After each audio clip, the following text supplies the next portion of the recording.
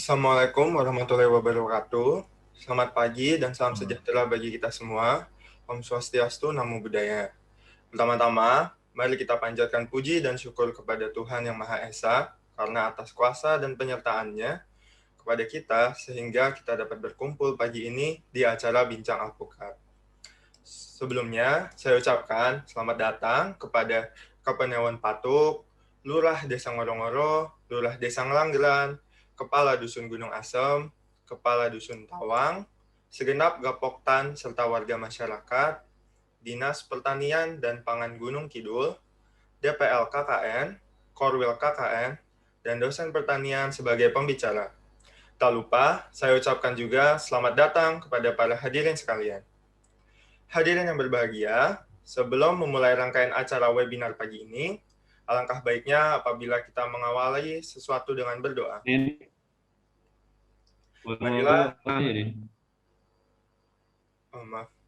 Marilah kita panjatkan doa sesuai agama dan kepercayaan masing-masing, agar acara dapat berjalan lancar dan bermanfaat bagi kita semua.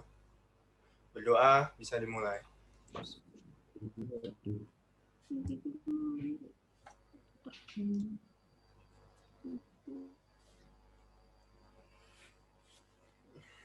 Berdoa selesai. Hadirin yang berbahagia, sebelumnya izinkan saya untuk membaca susunan acara kita pagi ini.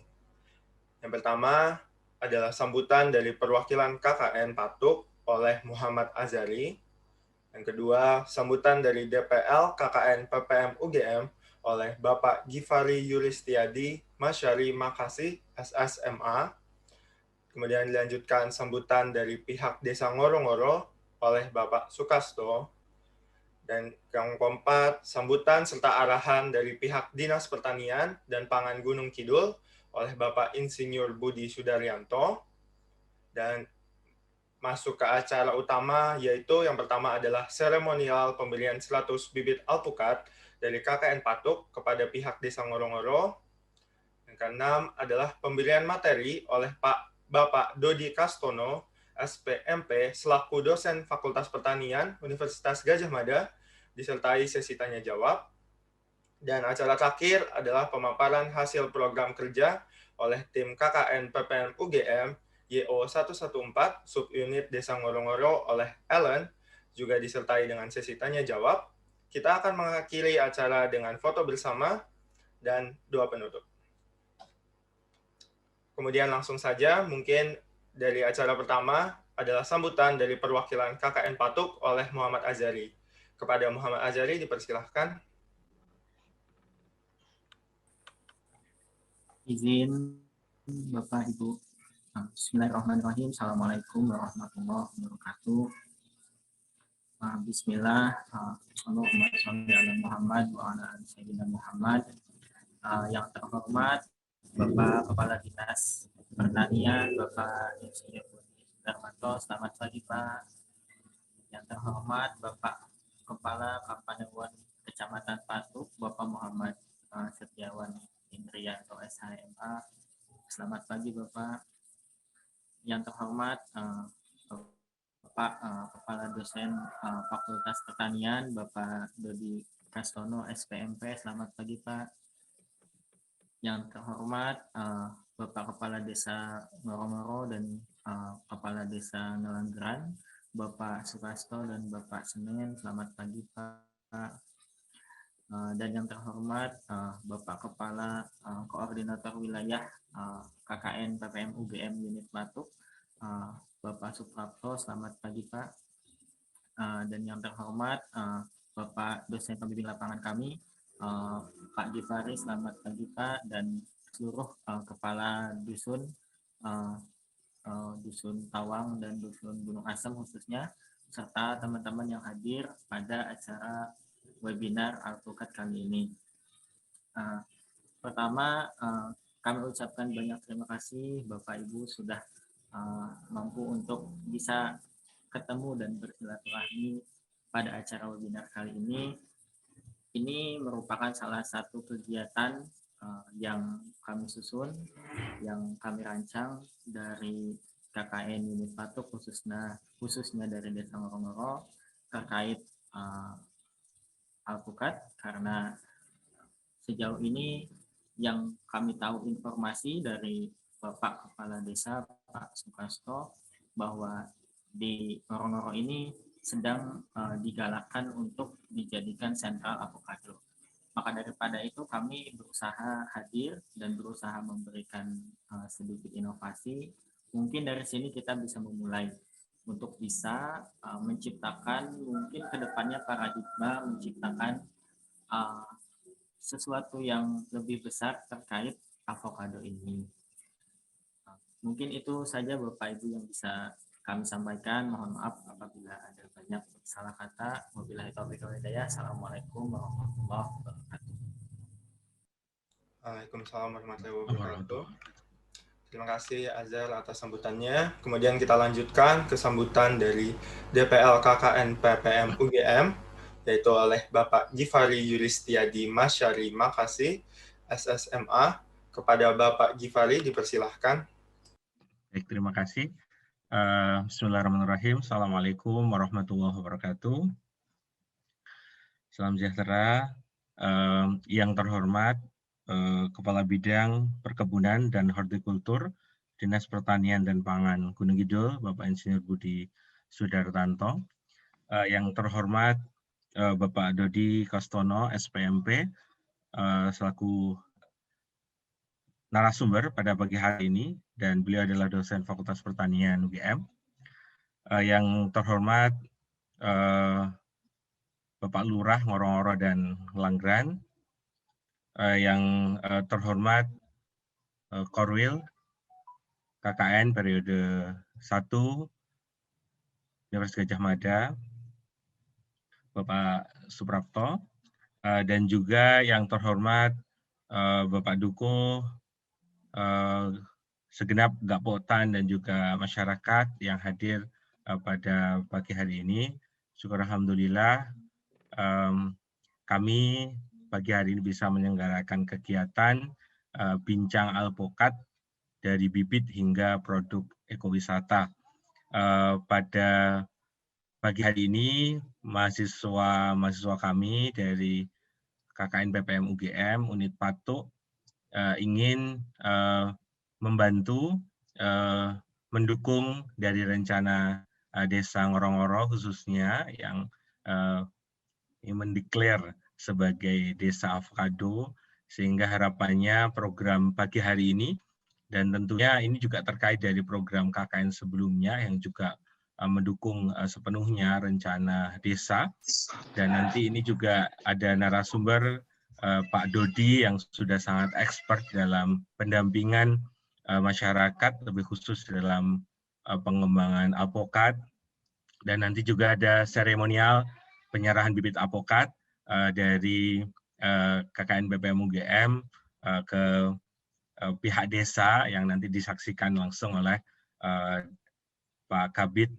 Perkebunan dan Hortikultur, yang nanti juga kami mohonkan sambutannya Bapak dan juga arahan kaitannya dengan rencana Ngoro-Ngoro ini menjadi sentra alpukat.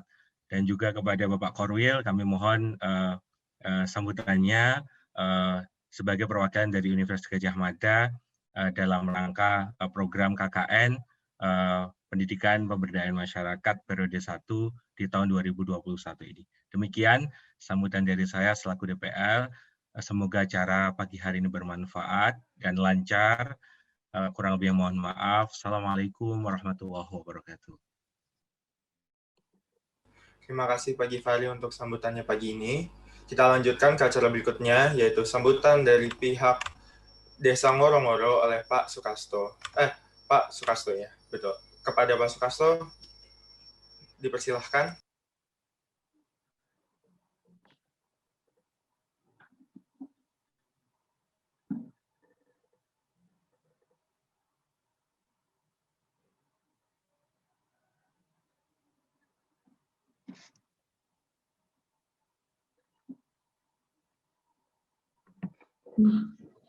Bismillahirrahmanirrahim. Assalamualaikum warahmatullahi wabarakatuh. Waalaikumsalam warahmatullahi wabarakatuh. Bapak Kepala Dinas Pertanian yang kami hormati, Pak Gifari dan seluruh peserta Zoom pada kesempatan pagi hari ini. Alhamdulillahirabbil alamin. Alhamdulillahilladzi arsala rasulahu bil huda wa dinil haq liyudhhirahu 'alad dini kullihi wa kafa billahi syahida. Asyhadu an la ilaha illallah wa asyhadu anna Muhammadan abduhu wa rasuluhu la nabiyya ba'da. Selamat siang dan salam sejahtera untuk kita semuanya. Terima kasih atas waktu yang diberikan kepada kami. Alhamdulillahirabbil alamin, pada kesempatan siang hari ini kita masih dalam keadaan sehat walafiat. Dan sholawat salam mudah-mudahan tercurah terlimpah pada junjungan Nabi Agung Nabi Muhammad SAW. Ibu Bapak yang kami hormati dan juga teman-teman KKN UGM yang berbahagia, yang kami banggakan, puji dan syukur senantiasa kita aturkan kehadirat Allah dan sholawat salam tercurah terlimpah pada Nabi Agung Muhammad SAW. Baik, untuk selanjutnya terima kasih atas waktu yang diberikan kepada kami, bahwa waktu-waktu kemarin kita dari pemerintah Kelurahan Ngororo sedikit memberikan gambaran ataupun informasi bahwa di kegiatan KKN saat ini ataupun 2021 ini alhamdulillah kemarin sudah dari teman-teman KKN menyerahkan ataupun memberikan bibit alpukat sebanyak 100 bibit dan sudah kita terima dan nanti mudah-mudahan bisa bermanfaat. Kemudian yang perlu kita sampaikan bahwa untuk bibit alpukat kemarin sudah langsung kita berikan kepada beberapa kelompok, terutama untuk Kabupaten di Ngororo, yaitu ada satu kelompok yang nantinya akan kita jadikan sentra. Yang kemarin sudah kita sampaikan laporannya, karena di bulan Agustus kemarin kita sudah menanam untuk penanaman awal, kemudian ini dilanjutkan dengan kelompok yang berikutnya. Dan perlu kita sampaikan juga bahwa pagi hari ini sebenarnya ada beberapa perwakilan dari kelompok yang mau masuk, cuman ini terkendala sinyal, baru saja memberikan informasi kepada kami. Jadi nanti kalau toh mereka tidak bisa masuk, ya kita sudah mewakili dari teman-teman. Yang jelas yang perlu kita sampaikan bahwa kemarin kita juga sudah mengirim dokumentasi kepada teman-teman kaitannya dengan kelompok yang sudah ada, ya ini di kelompok Tani Maju namanya ya, di kelompok Tani Maju di Kelurahan Ngororo, bahwa di situ ada lahan sekitar ada beberapa yang di lokasi disentrakan. Itu ada lahan 1.600, kemudian 2.000, kemudian ada 1.300-an, kemudian yang satu lagi ada hampir 3.000-an lokasi. Dan ini masih dalam bahasanya awal-awal kita, yang jelas karena kita mulai kemarin dari yang kita kirimkan dokumentasi foto-foto kami yang kemarin sudah kita kirimkan, itu yang sudah dimulai bulan Agustus, kemudian ini dilanjutkan dengan beberapa bibit yang masuk di sana. Kemudian nanti setelah di sentra kami di kelompok Tani Maju ini bahasanya bibit itu memenuhi atau sudah penuh semuanya, ini kita juga merembetkan kepada petani-petani Kabupaten di Ngororo, yang kemarin diantaranya dari kelompok-kelompok petani di Ngororo ini kemarin sudah kita bagikan, ya, di samping disentrakan, kemudian kelompok tani juga sudah ada yang kita bagikan untuk mereka tanam.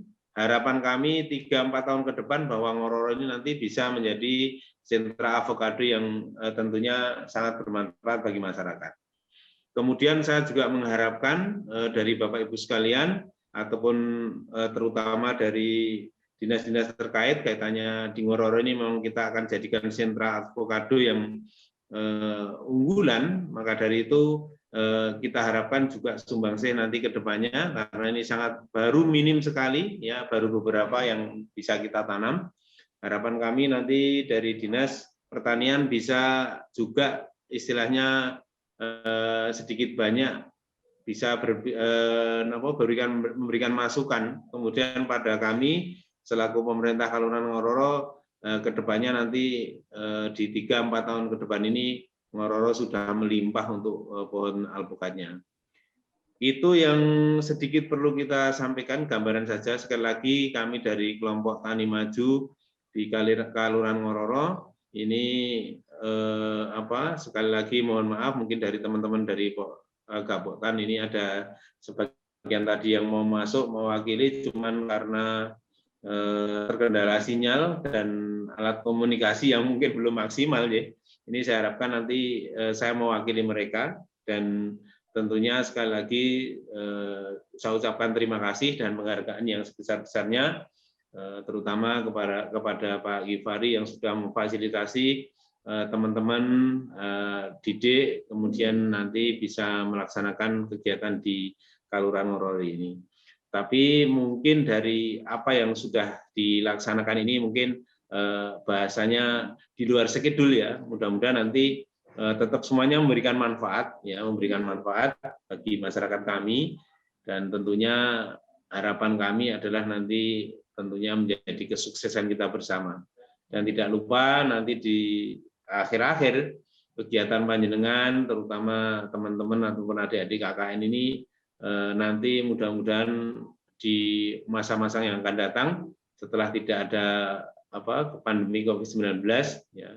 Jadi 3-4 tahun yang akan datang ini, karena mereka teman-teman sudah mengenal saya ya, sekali waktu nanti monggo silaturahmi ke Ngororo dan tanya bagaimana alpukat yang dulu pernah ditanam. Ya, harapan kami begitu, dan kita selalu bisa nyambung ya. Harapan saya bisa nyambung silaturahmi, dan nanti manfaat yang sudah berikan panjenengan berikan kepada masyarakat ini akan bisa dilihat, atau bahasanya ini dengan KKN di Ngororo ada tilase. Lah tilase itu bagaimana? Nanti coba ditunggu 3-4 tahun yang akan datang itu perkembangannya bagaimana. Demikian sementara waktu yang kita sampaikan, dan nanti kalau ada hal-hal yang perlu kita sampaikan akan kita sampaikan lebih lanjut. Demikian, terima kasih untuk semuanya dari saya. Wassalamualaikum warahmatullahi wabarakatuh. Terima kasih banyak Mas Sukarto atas sambutannya. Kemudian kita lanjutkan untuk acara berikutnya, sambutan dari Korwil KKN PPM UGM oleh Dr. Landes Suprapto SU. Dipersilahkan. Baik, terima kasih atas waktu yang diberikan.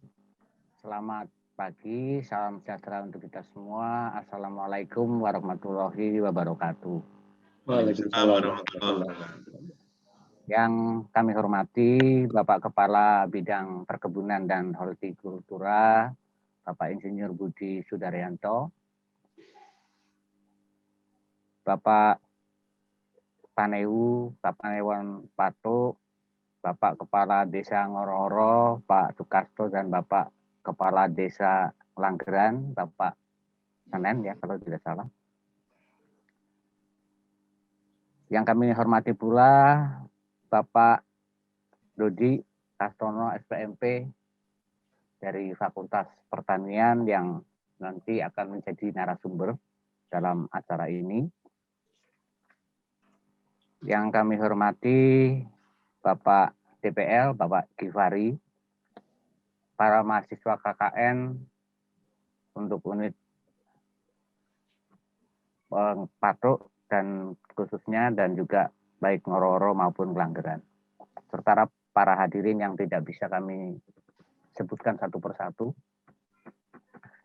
Kami atas nama pribadi sebagai koordinator wilayah dan juga sebagai wakil dari DPKM, Direktorat Pengabdian pada Masyarakat Universitas Gadjah Mada, mengucapkan terima kasih dan selamat atas terselenggaranya bincang alpukat dari bibit hingga produk ekowisata. Saya kemudian ingat bahwa beberapa hari yang lalu di saat terjadi angin ribut di tempat saya di Denggung, alpukat mentega saya roboh dan mengenai pagar serta garasi. Sehingga saya kemudian kehilangan salah satu pohon alpukat dari sejumlah yang ada di halaman. Mudah-mudahan nanti Jika ini jadi, saya bisa main seperti yang juga disarankan oleh Pak Kades tadi, bisa hadir ke sini untuk melihat hasil yang sudah dilakukan oleh para mahasiswa KKN bersama masyarakat di bawah bimbingan Pak Gifari. Kami mengucapkan terima kasih juga kepada Bapak Insinyur Budi Sudaryanto yang sudah juga berkenan hadir dari Dinas Pertanian Kabupaten Gunung Kidul, dan tadi juga melanjutkan apa yang diharapkan oleh Pak DPL untuk mohon arahannya.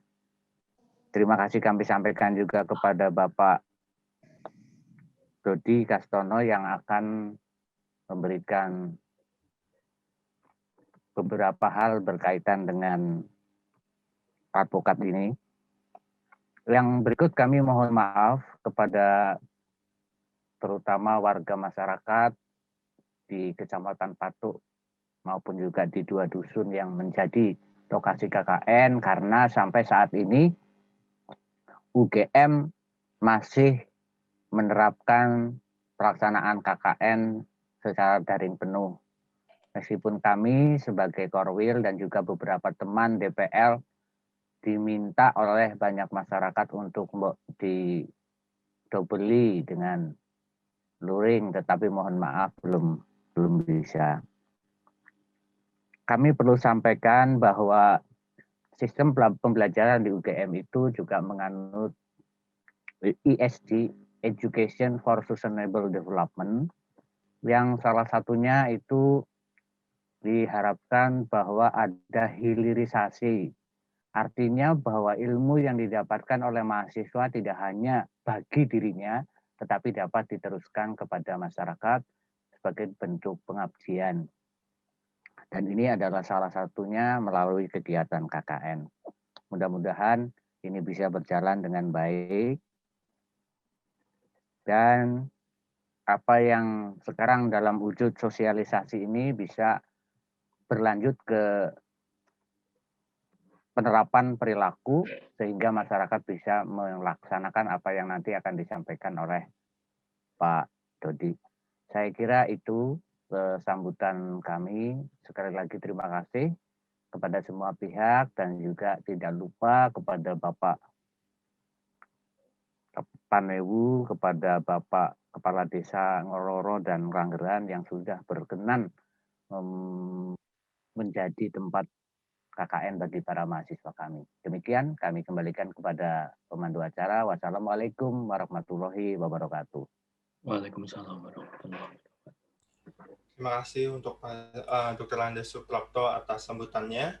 Kemudian kita lanjutkan di sambutan terakhir, yaitu sambutan serta arahan dari pihak Dinas Pertanian dan Pangan Gunung Kidul oleh Bapak Insinyur Budi Sudaryanto.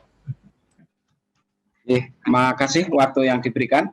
Bismillahirrahmanirrahim. Assalamualaikum warahmatullahi wabarakatuh. Selamat pagi, salam sejahtera untuk kita semua. Salawat dan salam semoga senantiasa dicurahkan pada junjungan kita Nabi Muhammad SAW, keluarganya dan pengikutnya hingga akhir zaman. Bapak Ibu yang saya hormati, yang tidak bisa sebutkan satu-satu, tutup poin aja. Pertama kami mengucapkan terima kasih atas undangan acara ini, dan kami sangat mengapresiasi, dan ini merupakan pilihan yang cerdas menurut kami. Saya tidak tahu ini dulu idenya Pak Lurah, Pak Kasto, atau Pak dari teman-teman KKN, tapi apapun ini yang jelas sudah terwujud. Saya benar-benar mengapresiasi, dan ini pilihan cerdas menurut saya, karena ini sudah sejalan dengan program dinas, khususnya bidang saya hortikultur. Jadi untuk saat ini sudah mulai 2 tahun yang lalu kami merintis mengembangkan tanaman apokat, walaupun ini sebenarnya tidak termasuk unggulan. Hanya saja memang kami mempelajari selama ini, dan ini awalnya dulu testimoni dari petani, salah satu petani kami di Desa Utat.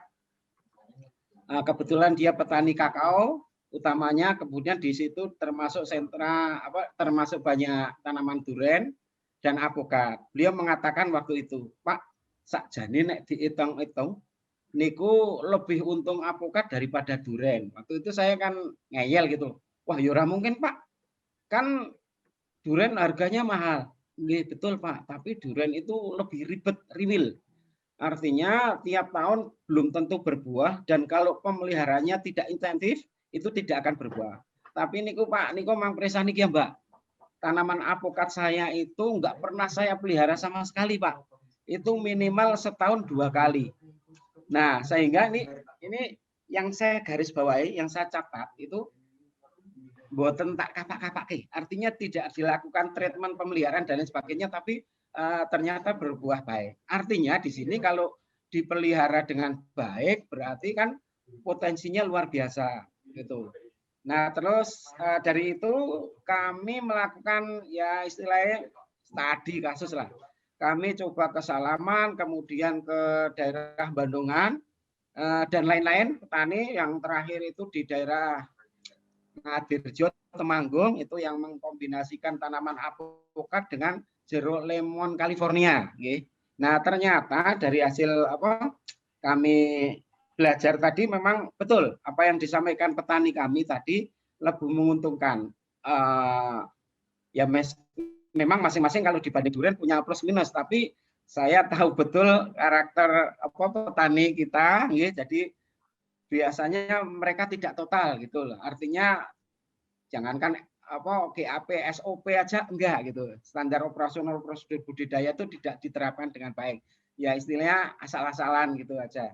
Nah, hanya kalau dipelihara betul itu jadi hampir sama Pak. Di daerah Magelang, Salaman, kemudian di Bandungan maupun di Temanggung itu yang di Ngadirjo itu umur 2,5 umur 3 ya, sekitar 3 sampai 4 tahun itu rata-rata satu batang itu bisa menghasilkan 1 juta sampai 1,5 juta. Nah, ini berarti kan kalau misalnya aja petani itu punya 100 gitu aja kan udah luar biasa itu. Saya yakin itu bisa lebih dari durian dan pemeliharaannya cukup mudah. Kemudian lebih tahan banting lah dibanding durian gitu. Nah, kemudian dari kami belajar itu kami terus mencoba sendiri Pak. Nah ini kami sangat mendukung sekali Pak, khususnya Pak Kasto, Pak Lurah ini untuk Desa Ngoror itu sebenarnya sangat cocok sekali. Jadi saat ini saya pribadi ini mengembangkan sekitar sudah 300. Saya aslinya Temanggung Pak. Jadi saya di Temanggung itu nanam sekitar 130, kemudian di Kecamatan Karangmojo itu kami kerjasama dengan teman, dia punya lahan, kemudian bagi hasil lah. Itu sekitar 130 juga. Kemudian dengan petani ngelipar itu juga sekitar 52. Nah, dari sini ini sudah saya amati itu ternyata pertumbuhannya yang paling bagus itu untuk Gunung Kidul ya, kita bicara Gunung Kidul aja. Itu yang bagus itu ngelipar Pak. Ngelipar itu selisihnya hampir 2 bulan Pak, saya nanamnya dengan yang Karangmojo. Di Karangmojo itu tepatnya saya di Dusun Selamatan Kelor dan Dusun Munggur Ngipak. Kemudian kalau di ngelipar itu di Dusun Gojo, desanya Gojo ngelipar itu ya. Kedongpoh Pak. Nah itu ternyata yang di Kedongpoh, yang di ngelipar itu bagus. Nah padahal yang di ngelipar itu kalau dibanding kondisi lahannya, dibanding patok itu menurut saya itu lebih bagus patok. Nah artinya di sini sangat potensi sekali gitu Pak untuk tanaman alpukat di situ. Nah cuman hanya saya pesan Pak Kasto khususnya ini saya juga sebelum saya lanjut ini saya nanya ini kok ini petaninya nggak ada ya Pak, Mas KKN? Nggak ada ya? Ini saya lihat di sini kok nggak ada. Bener, nggak ada. Kok ora krungu Mas? Pak Lurah, unmute Pak, suaranya ya, belum terdengar. Ada yang satu yang masuk Bapak, mungkin bisa disapa dulu. Ya. Coba. Oke. Pak Sumarna coba dibuka Ada yang satu masuk petaninya. Oke, oke. Ya udah gini aja, Pak. Ini yang saya gini aja. Kalau di pakai Zoom kayak gini itu untuk petani nggak efektif ya, Pak. Ini saya nyimpang dulu. Saya minta Pak Kasto dan nanti sama Mas Lili atau Mei itu PPL itu untuk kapan kita agendakan langsung aja kita bisa diskusi langsung. Walaupun ini saya sekali lagi mengucapkan terima kasih khususnya untuk Pak Dodi yang mau menyampaikan materi ini. Ini sangat berarti bagi kami. Tapi karena ini petaninya nggak datang semua, besok saya minta ini materinya kemarin sudah diinformasikan pakai YouTube, bagus nggih, tapi cuman hanya saja kendalanya Mas Mbak untuk KKN kalau di desa itu nggak semua petani punya HP, apalagi Android. Nah, itu mungkin yang ABG atau yang muda aja yang punya ya. Artinya lebih efektif kalau langsung. Oleh karena itu Pak Kasto, monggo kapan nanti dirembuk sama Mbak Emai, Mas Lili, kita agendakan. Bahkan ini ke depan, mohon maaf, Mas Lili, Mbak Mai ini catatan ya, termasuk Pak Kasto, Pak Lurah, sebetulnya baru saja ini ada dana ABT dari pusat, tapi karena nggak ada komunikasi, nggak ada informasi dari Pak Dok, nggak saya alokasikan. Nah kemarin saya alokasikan di di Ponjong karena mereka yang membuat proposal, ngajukan proposal, sehingga kita tahu. Oleh karena itu komunikasi itu sangat penting, Pak. Bangun komunikasi yang baik.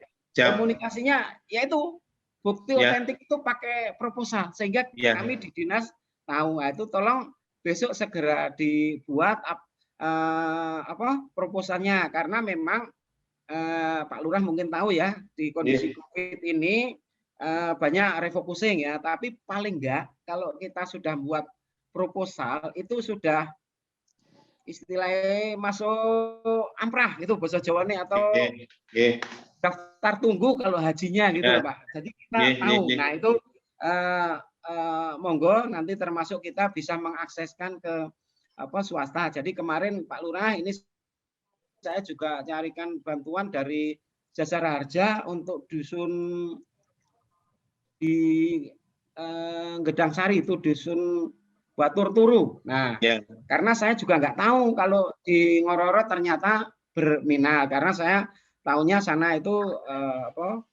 coklat sama durian. Oke, lanjut Pak. Jadi itu kami pesen Pak Kasto, nek basa Jawa niki nek wani aja wedi-wedi, nek wedi aja wani-wani. Artinya kalau kita sudah ngambil keputusan mau SOP minimal itu standar operasional budidaya harus dilaksanakan. Maksud saya itu di Ngororo itu kan banyak sekali tanaman mahoni ataupun sonokorin, tanaman kehutanan, karena memang dulu biasanya tunan. Nah itu kalau misalnya mau tanam ya harus dibungkam. Life is choice. Hidup adalah pilihan. Jangan harap pengen kepena, pengen rekoso niku pilihan jenengan, Pak. Nah, cuman ini yang tadi nek wani aja wedi-wedi. Nek menurut saya itu saya berani. Saiki coba kita ini Pak Lurah, tolong ini dalam membina petani itu gunakan filosofi ini guru matematika. Filosofi guru matematika itu orang hidup harus punya perhitungan. Karena hidup tanpa perhitungan itu akan membuat sengsara atau ngerekoso gitu Pak. Konkretnya sekarang ini saya juga sekalian diskusi Pak, karena ini Pak Lurah sekarang Bapak di sana itu banyak sekali tanaman mahoni. Pertanyaan saya, mahoni ini apa pirang puluh tahun? Tidak efektif, Pak. Tidak efektif sama sekali. Paling gua dulu 40-30 tahun. Sekarang jati aja nggak laku. Artinya harganya jatuh. Ini nandur mahoni ini nganti mati seurung panen Pak itu. Iya, betul. Kan petani sering itu untuk anak cucu. Ya sekarang mindsetnya dirubah, orang guru mikir anak cucu. Bagus itu anak cucu. Gue mikir awake dhewe karo anak cucu, jadi lebih maju. Nah, oleh karena itu saya pesen itu kami mengucapkan terima kasih untuk UGM, teman-teman KKN, jazakallah khairan kasiron atas bantuannya. Insya Allah itu termasuk amal jariah. Moga-moga Allah membalas yang lebih baik. Terus itu disyukuri Pak Lurah ini kok. Kalau wujud syukur selain alhamdulillah itu besok tanam sesuai dengan SOP atau syukur GAP. Artinya ditanam, dipelihara dengan baik. Jadi kalau ada naungannya harus, karena tanaman apokat itu tanaman yang membutuhkan sinar penuh, sehingga nggak bisa kalau ternangui tidak akan maksimal. Kemudian juga pupuknya dipersiapkan dan lain sebagainya. SOP, tolong itu Mbak Mei, Mas Lili, nanti dianu teman-teman BPP, okay? Atau besok itu lagi besok kita agendakan untuk lebih detail diskusinya. Kita langsung, ya oke. Saya oke. Nah itu jadi tolong. Kemudian yang kedua pesan saya Pak Lurah, tolong ini termasuk bagus ini alokasikan dana desa itu untuk ini. Jadi jangan hanya membangun fisik aja. Artinya selama ini yang saya lihat itu kan pembangunan fisik aja. Padahal pembangunan ekonomi itu ya penting juga gitu. Nah, ini malah bagus gitu. Artinya alokasikan anggaran untuk bibit. Nah, cuman nanti itu tanamkan pada petani itu jangan hanya nandur. Nandur ke gampang. Yang paling susah itu melihara. Nah itu yang mungkin yang perlu catatan. Kemudian air. Nah ini sebelum saya lebih lanjut, gimana Pak air ini yang bantuan dari UGM ini kira-kira nanti kalau ini kan udah April mendekati musim kemarau, kira-kira nanti bisa nyiram enggak? Ini paling krusial di Gunung Kidul air. Oke, mungkin sedikit kita sambung Pak ya. Kita sambung sedikit. Jadi sekalian diskusi Nyun Sewu Pak Dodi Kastono. Tadi saya belum sempat menyapa Nyun Sewu. Formal sambutan. Nyun Sewu karena tadi saya agak terlambat masuk. Jadi Nyun Sewu Bapak-bapak yang tidak bisa kita sebutkan satu persatu, Nyun Sewu mohon maaf. Saya perlu matur sekedik bahwa tadi yang disampaikan oleh Pak Budi ya terima kasih. Nanti saya juga segera minta nomor jenengan untuk komunikasi terus. Itu yang pertama. Kemudian yang kedua memang ini dari agenda saya ataupun ide saya bahwa kemarin saya punya lahan sekitar 1.600 yang di situ notabene-nya adalah ada pohon mahoni kemudian sama pohon pring. Dan itu sudah kita habiskan semua, dihilangkan. Kemudian kita coba di bulan Agustus minta tolong teman-teman mungkin kemarin yang punya dokumentasi saya nanti bisa dimasukkan di sini, bisa dilihat Bapak-bapak pohon alpukat yang kita tanam di bulan Agustus ya, kita sistem kemarin itu nanti bisa diperlihatkan. Kemudian Pak Budi bahwa kita memang selama ini belum istilahnya melibatkan ke dinas. Ini baru pribadi kita, saya istilahnya beli sendiri, kemudian ngajak di lingkungan saya yang di situ, kemudian ada beberapa lahan yang sudah siap dan mereka pohon-pohon langsung dihabiskan semua. Kemudian kemarin jadi UGM itu juga langsung ditanam. Nah, ini harapan kita Nyun Sewu Bapak, ini karena kita baru sentra satu tempat dan kemarin saya juga sudah ngomong ke ketua PPL dan juga Pak PPL dan Bu Mei yang sebagai mantri taninya kemarin sudah menyampaikan kapan-kapan mau kita ajak ke lokasi langsung. Terutama Pak Budi, monggo nanti suatu saat bisa diagendakan, kemudian bisa melihat langsung bagaimana tanaman saya yang kita tanam mulai Agustus kemarin, jadi sekitar baru berapa bulan ini. Dan kemarin sudah sempat kita kirimkan ke Pak Gifari dan juga teman-teman KKN, ya nanti sekali lagi mohon mereka disampaikan. Kemudian saya ucapkan seperti tadi, bahwa kita setelah ada contoh-contoh itu, mereka Nyun Sewu dari Pak Gifari, kemudian teman KKN, kemudian tertarik dan mereka membantu kita. Nah ini yang kita harapkan. Karena harapan saya sangat muluk Pak Budi. Ya, jadi harapan saya nanti setiap kakak yang ada di Ngororo ini semuanya punya alpukat. Jadi meskipun ada sentra satu tempat yang di situ ada, kemudian Ngororo ini nanti juga mempunyai alpukat yang banyak begitu. Demikian Pak Budi, nanti saya mohon diberikan nomor untuk bisa kita saling komunikasi. Nanti niku matur nuwun. Oke. Makasih. Saya lanjut, Pak. Ya. Itu monokultur ya, Pak? Yang sudah ditanam itu monokultur apa tumpang sari, Pak? Sementara tumpang sari. Jadi ada tanaman jahe di lingkungannya, kemudian ada pohon pisang yang tapi agak dengan jarak yang agak jauh. Begitu. Oke. Ini Pak, kalau saya menyarankan itu tumpang sari baiknya dengan jeruk California. Nah, ini yang saya lihat kemarin di Ngadirjo, ini saya juga ngelihat di YouTube dan dulu waktu saya nanam malah belum tahu itu. Itu di sana dengan kebetulan tempat saya juga dengan jeruk California. Jadi ternyata dengan tumpang sari jeruk California itu jeruknya itu malah produksinya hampir tidak mengenal musim, artinya berbuah terus menerus kayak kakao itu Pak, cuman mungkin ada musim panen raya gitu. Nah ini bisa jadi malah nanti lebih, kalau tempat saya ini saya pakai jarak optimal itu 5x5. Kalau jarak itu kan 3x3 atau 3x4, terus 5x6 atau 5x5, kemudian yang jarak luas itu 10. Tempat saya jarak 5x5 itu terus diagonalnya garis tengahnya itu yang saya tanamin jeruk itu.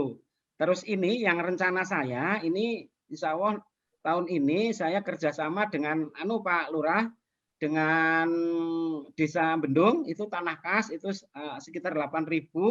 Ini rencananya nanti kami karena itu tanahnya lapang mau kami tanamin bawang merah. Kenapa bawang merah? Karena bawang merah itu nilai ekonominya sangat tinggi. Saya target rencana ini Pak, nanti Mei. Kemudian nanti perhitungan saya Mei, Juni, Juli. Nanti sekitar Juli itu saya lanjut semangka. Karena saya juga belajar dari petani Pak. Belajar dari untuk semangka, melon itu belajar dari petani di daerah Cikal, Watu Sigar, Kecamatan Ngawen. Nah kemudian baru nanti Novembernya baru kita tanamin apokat. Itu dari analisa saya, hitung-hitungan saya itu nanti untuk tanaman bawang merah ataupun semangka itu sudah bisa untuk membiayai apokatnya. Terus ke depan kalau itu tanamannya sudah planning saya, kalau tanaman saya itu nanti sudah gede, itu kan sudah istilahnya tanah di bawahnya itu ternaung. Nah itu nanti kita akan tanamin empon-empon, entah itu jahe atau apa yang tidak butuh sinar penuh, sehingga nanti produktivitas lahan itu bisa meningkat. Nah, tapi yang jelas tanaman tumpang sari saya utamanya itu jeruk Pak. Itu jadi kalau menurut saya itu sehingga produktivitas lahan nanti betul-betul bagus, dan yang saya lihat di Ngadirjo itu kelihatannya kayaknya malah mungkin hampir sama hasil dari apokat sama jeruk lemon California itu. Jadi per kilo rata-rata 15, hanya kemarin waktu bahkan kadang sampai 20, dan sekali lagi itu berbuah terus. Kemarin harga jatuh waktu Covid itu 9.000. Nah itu jadi istilahnya biar total gitu. Kemudian ini hanya sebagai pengalaman. Oh ya, mohon maaf Pak, dari UGM itu bibitnya jenisnya apa Pak? Kemarin ada 2 aligator, kendil, sama mentega. Sama mentega. Oh bagus, nggih Pak. Oke, nek saya kemarin aligator, nggih.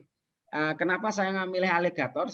Selain produksinya tinggi, dia adaptasinya sudah bagus karena sudah ada beberapa kajian. Meskipun secara umum apokat itu bisa ditanam pada ketinggian 200 sampai 1000, nggih. Tapi untuk aligator itu bisa ditanam di daerah pantai pun bisa. Artinya adaptasinya bagus, kemudian produksinya juga bagus. Kemudian saya nanamnya juga dengan jenis peluang yang baru. Tapi kalau dari dinas saya tidak bisa ngambil ini yang program. Jadi program kami ada 2, reguler dan ABT. Ini dari awal kita sebetulnya minta aligator, tapi nggak bisa karena itu belum dilepas dari Kementan, sehingga kemarin akhirnya kendil. Ya monggo aja itu nanti sesuaikan aja monggo. Kalau yang jelas aligator itu adaptasinya bagus, dan yang jelas ini kalau beli ya yang sambung gitu, insya Allah nanti bagus gitu. Kemudian yang terakhir ini Pak Kasto khususnya itu sekali lagi itu kata-kata total gitu. Nek wani aja wedi-wedi, nek wedi aja wani-wani, diopeni sing tenanan. SOP-nya itu pupuk kandang, kemudian juga pupuk pupuk kimianya, nggih, apalagi syukur nanti ada POC, nggih. Kita memanfaatkan lingkungan. Saya selama ini ternyata signifikan sekali. Saya dulu dapat pelajaran dari Pak Anjal, Pak. Yang Pak Doni dan teman-teman dari KKN UGM itu pakai urin, entah itu urin sapi, urin kelinci lebih bagus lagi, sama intil kalau bahasane Patok itu, jadi kotoran kambing Itu dicampur dengan E4 tambah terasi tambah urea sama micin Ajinomoto itu untuk tiap dosisnya itu 25 liter urin tambah 5 E4. Besok aja lah, nanti kepanjangan itu teknis. Oke, maksud saya kata kuncinya hanya di situ kan ada potensi. Jadi itu untuk mengurangi kos dan pupuk organik itu sangat bagus untuk memperbaiki struktur tekstur tanah, biologi tanah sehingga tidak hanya mengandalkan pupuk kimiawi. Artinya itu PPL kan sudah tahu nanti maksud saya memanfaatkan potensi yang ada untuk membackup ini biar keberhasilannya lebih tinggi. Saya kira mungkin itu karena ini Jumat waktunya terbatas. Mohon maaf agak panjang teman-teman KKN dan Pak Dodi. Sekali lagi saya mengapresiasi, mengucapkan terima kasih. Harapan kami nanti dari FP, ini sedikit tambahan Pak. Kami dulu pernah kerjasama dengan TPUGM Pak. Kami untuk Desa Kakao di Gambiran, Desa Bunder, itu kami dulu dijadikan desa binaan sehingga banyak program-program dari sana bahkan termasuk yang sangat terngiang Pak ini Pak bagi kami saya mengucapkan terima kasih banget itu sama TPUGM. Dulu kami olahan kakao itu kami mengusulkan ke Perindak nggak pernah karena ini ranahnya kalau sudah olahan itu kan Perindak tapi nggak pernah direspon. Waktu itu kami ada workshop dengan UGM dan karena kita sudah intens sering ada pembinaan bersama dengan TPUGM itu kami nyampaikan Pak tolong ini sampaikan ke Perindak untuk olahannya itu untuk peralatannya itu. Nah, kenapa Pak Budi nggak bilang sebenarnya kalau Pak saya kan levelnya sama-sama dinas kan nggak punya power gitu. Tapi saya yakin Pak kalau Bapak yang menyampaikan dari UGM apalagi profesor saya yakin itu didengar dan ternyata betul Pak. Itu kemarin terus dapat bantuan miliaran dari Perindak bahkan terus diakseskan ke Kementerian Pedesaan yang banyak dana malah kurang kegiatan itu. Nah maksud saya ini dari UGM nanti bisa menyalurkan ke minimal jadi desa binaan gitu terus atau dari LPM-nya atau dari mana Pak yang jelas saya yakin kalau di UGM dari UGM yang matur ke semua yang atau stakeholder ya yang terkait itu lebih didengar gitu Pak. Dan terakhir juga untuk Pak Lurah bangun komunikasi yang baik. Sekarang sebenarnya banyak kita mengakses kemana-mana untuk bantuan bibit khususnya ya untuk mengembangkan itu selama kita bangun komunikasi atau jejaring yang bagus gitu Pak. Serawung jauh lagi gitu, Pak Budi. Pak Budi. Saya nambahkan satu lagi Pak Budi. Jadi tadi saya ingin tanyakan belum saya jawab. Kaitannya dengan Nyun Sewu pengairan Pak Budi. Tadi kan kita sistemnya cordanya kemarin ya. Nyun Sewu belum tak jawab tadi. Ini jadi kemarin kita memang Nyun Sewu kita minta di tetangga ya. Harapan kami nanti karena ini musim kering juga. Ini saya harapkan mungkin Pak Budi bisa ngasih jalur ke saya untuk sumur bornya bagaimana nanti biar pepohonan kita ini nanti tidak istilahnya mati begitu karena ini kemarin saya baru minta ke tetangga di situ ya nanti harapan saya untuk bagaimana alur bisa membuat sumur bor gitu Pak Budi nanti saya mohon diberikan pencerahan dan nanti saya kalau ada waktu nanti kita diskusi lagi di luar ini mungkin Pak Budi.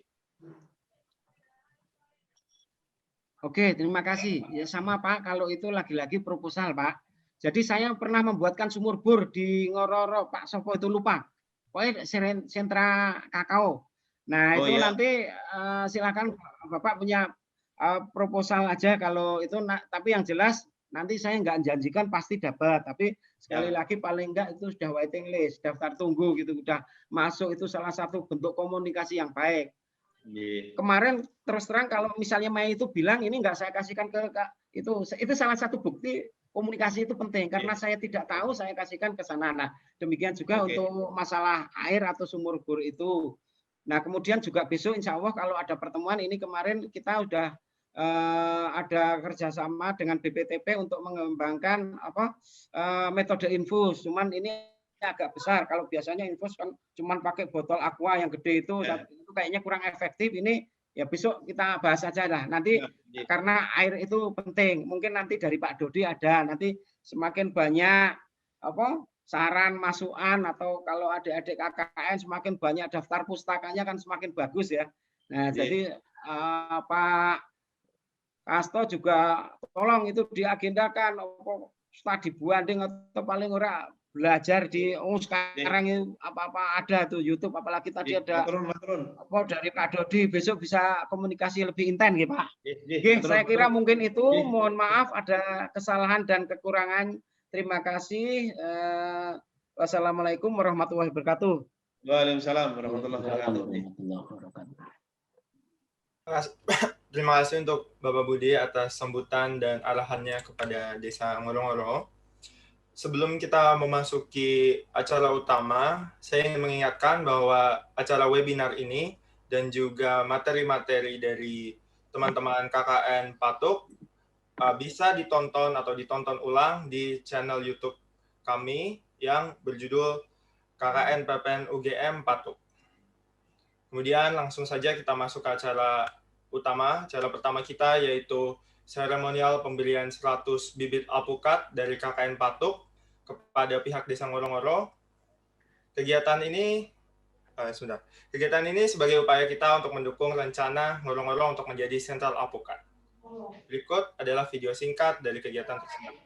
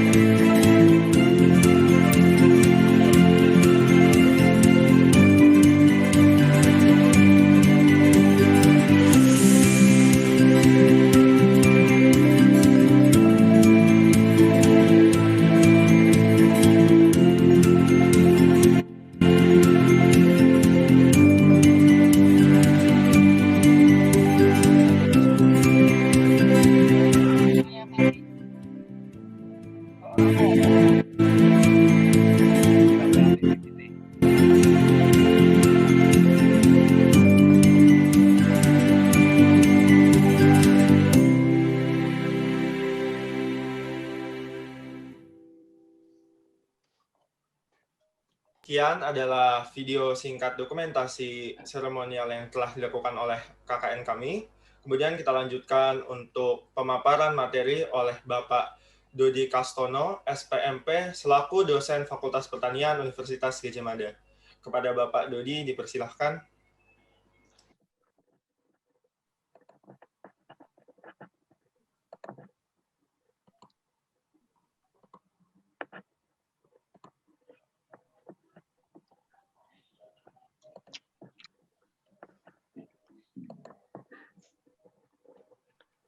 Assalamualaikum warahmatullahi wabarakatuh.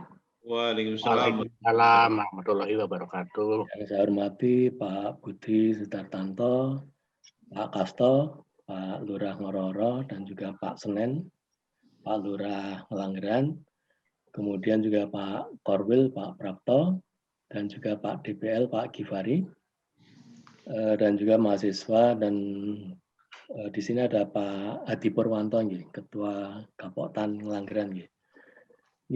Berbahagia sekali pada pagi ini kita bisa diberi satu kesempatan untuk bersilaturahmi. Insya Allah nanti mulai April Mei kami pun juga akan sowan khususnya ke Pak Senen, karena kebetulan kami ada kegiatan yang baru kemarin pengumumannya, kami didanai untuk kegiatan teknologi tepat guna, nanti kaitannya tapi dengan Desa Ngelanggeran, khususnya untuk komoditas durian. Nah, kebetulan di sini kami diminta untuk mencoba untuk sharing terkait dengan alpukat. Tadi juga sudah banyak dibahas oleh Pak Budi dan juga Pak Kasto. Ini tadi dikatakan ini sebagai satu pilihan yang bijaksana, ini saya sepakat ini. Jadi kalau kita melihat ada potensi buah yang katakanlah relatif stabil harga di posisi tinggi, ini salah satunya adalah alpukat. Yang lainnya durian dan juga kelengkeng. Nah ini ternyata di kawasan Patok, khususnya dekat dengan Langgeran, ini ketiga tanaman sudah mulai dibudidayakan. Tadi juga sudah disinggung pengalaman Pak Budi dengan menanam sendiri dan juga mengamati di daerah-daerah yang lain. Pilihan tumpang sarinya salah satu alternatifnya jeruk lemon California. Ini juga satu pilihan yang juga tepat karena kedua jenis kombinasi antara alpukat dan juga lemon California ini juga boleh dikatakan tidak terpengaruh oleh musim panen. Jadi sepanjang waktu bisa diupayakan untuk mendatangkan pendapatan. Sementara untuk yang jeruk lemon itu bisa untuk menutup biaya daripada alpukatnya. Nah ini satu kombinasi yang juga tepat. Karena kami pun juga akan menanam di Bojonegoro. Ini sempat tertunda gara-gara COVID. Ini juga kami akan menanam alpukat, kelengkeng, dan durian dengan kombinasinya. Salah satunya jeruk lemon. Ada lemon raja, ada lemon California, dan juga ada lemon lokal. Nah ini satu pilihan, Pak. Nah ini untuk pagi ini kami akan nanti sharing, dan insya Allah nanti kami pun juga akan sering ke daerah sekitar Langgeran. Mudah-mudahan kami nanti akan sowan juga ke Ngoro-Oro supaya nanti silaturahminya bisa lebih intensif. Nah terkait dengan ini sekedar teori awal, ini dari sisi ekologisnya ini ada 3 ras besar, ada ras Meksiko, kemudian Guatemala, dan juga Hindia Barat. Nah ini contoh terkait dengan tadi perbedaan ras Meksiko ini di dataran tinggi. Nanti materi ini bisa di copy, nanti akan kami berikan lewat mahasiswa KKN sehingga nanti bisa menjadi pembelajaran bersama karena mengingat waktu. Kemudian ini yang ras Guatemala, ini juga di dataran tinggi, ini ukurannya juga sudah mulai besar. Kemudian yang sekarang banyak berkembang di Indonesia ini yang termasuk ras Hindia Barat. Nah kemudian ini negara penghasil alpukat, ini terutama di Amerika, kemudian Australia, Kuba, Argentina, dan Afrika Selatan. Nah Indonesia ini masih pada tadi, taraf hanya sekedar pengisi pekarangan, belum diintensifkan.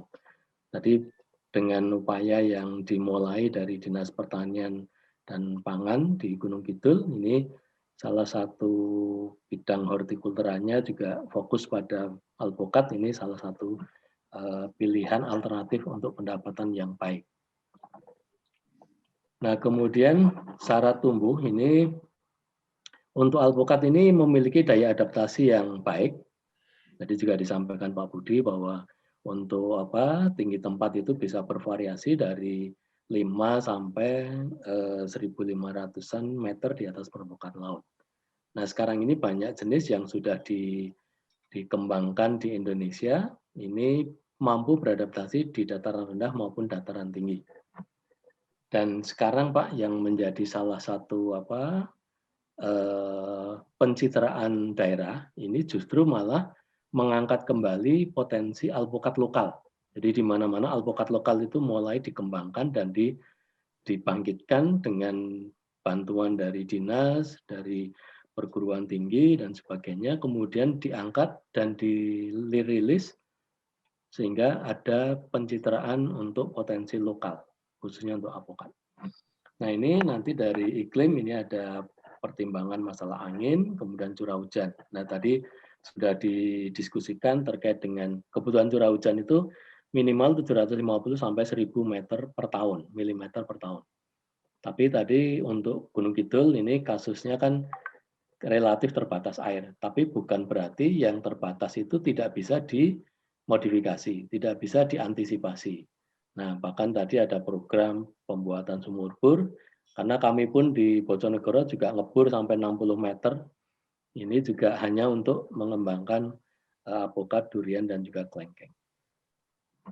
Nah, dengan seandainya nanti ada sumur bor, nanti bisa dikombinasikan dengan irigasi tetes, itu akan menghemat biaya selanjutnya. Jadi awalnya memang besar biayanya, tetapi ke depan itu akan menjadi sangat murah. Dan itu sangat efisien dan efektif untuk pengembangan alpukat. Tidak hanya alpukat, tapi bisa juga untuk durian, kelengkeng, dan sebagainya. Nah, cahaya matahari di Indonesia ini berlebihan, tapi pemanfaatannya belum optimal. Nah, suhu untuk daerah-daerah yang relatif tinggi, ini nanti tadi salah satu alternatifnya jenis alpukat alligator, kemudian ada kendil, ada mentega, itu juga daya adaptasinya di Indonesia sudah bagus. Termasuk tadi disebut Pak Budi ada peluang. Kami mengirim bibit peluang dan wina ke Sukabumi, umur 18 bulan itu sudah berbuah, Pak. Dan itu tidak berhenti, artinya mulai 18 bulan itu sekarang sudah panen beberapa kali, dan untuk wina itu bisa sampai 2,2 kilo bobot buahnya.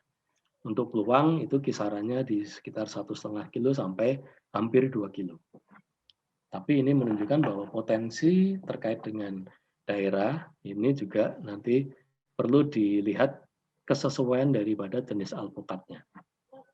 Cukup banyak jenis yang sekiranya bisa dikembangkan untuk dataran rendah maupun dataran tinggi.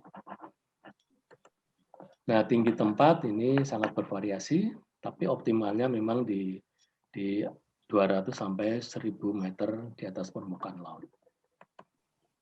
Nah, ini untuk media tanam ini menjadi penting, Pak. Kalau di daerah Gunung Kidul itu boleh dikatakan daerah-daerah tertentu kan miskin bahan organik, tapi hal itu juga tidak perlu menjadi satu keterbatasan yang tidak bisa diperbaiki. Karena dengan memberi masukan bahan organik, kemudian juga memberi bahan organik itu dari yang berupa yang padat maupun cair, itu juga akan menjadi lebih efektif. Nah, ini rekayasa lahan itu bisa dilakukan. Jadi sekarang ini dengan adanya pengetahuan, teknologi, bahkan di YouTube juga sudah cukup banyak, tadi disinggung juga dengan adanya sistem infus, sistem irigasi tetes, dan sebagainya, sprinkler, dan itu juga merupakan salah satu rekayasa mikroklimat. Rekayasa lahan itu bisa dengan memasukkan bahan organik, baik padat maupun cair. Nah, ini salah satu contoh media tanam dari bahan organik ini cukup banyak variasinya. Kemudian ini jenis alpukat lokal unggul, ini ada wina. Ini bobotnya bisa 1,3 sampai 2,3 kilo. Ini umur 18 bulan, di daerah Sukabumi sudah bisa berbuah. Kemudian tadi juga dipaparkan Pak Budi bahwa kenapa kok alpukat ini, ternyata saya lihat sendiri, Pak, karena kami pernah langsung beli bibit di Bandungan. Kebetulan di situ penjual bibitnya itu memiliki 4 pohon apel alpukat wina. Ada yang umur 10 tahun, ada yang 7 tahun.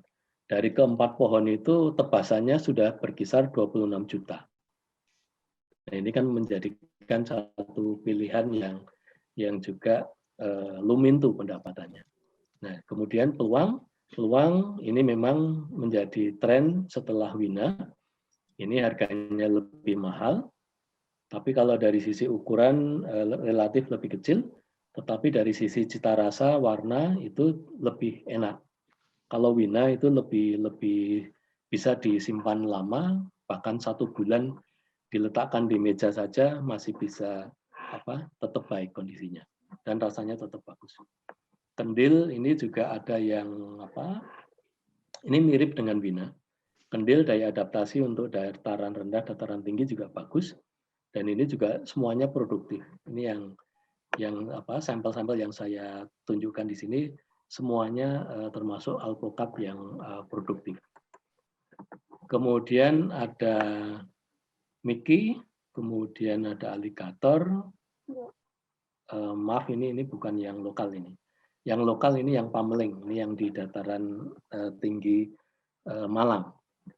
Nah ini alligator, miki, kendil itu di Tabu Lampot pun juga bisa berbuah dengan produktif.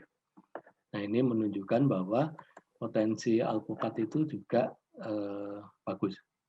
Nah kemudian ada alpukat yang ini kecil, ini ukurannya relatif kecil, ada alpukat khas, ada Yamagata, ada VRT.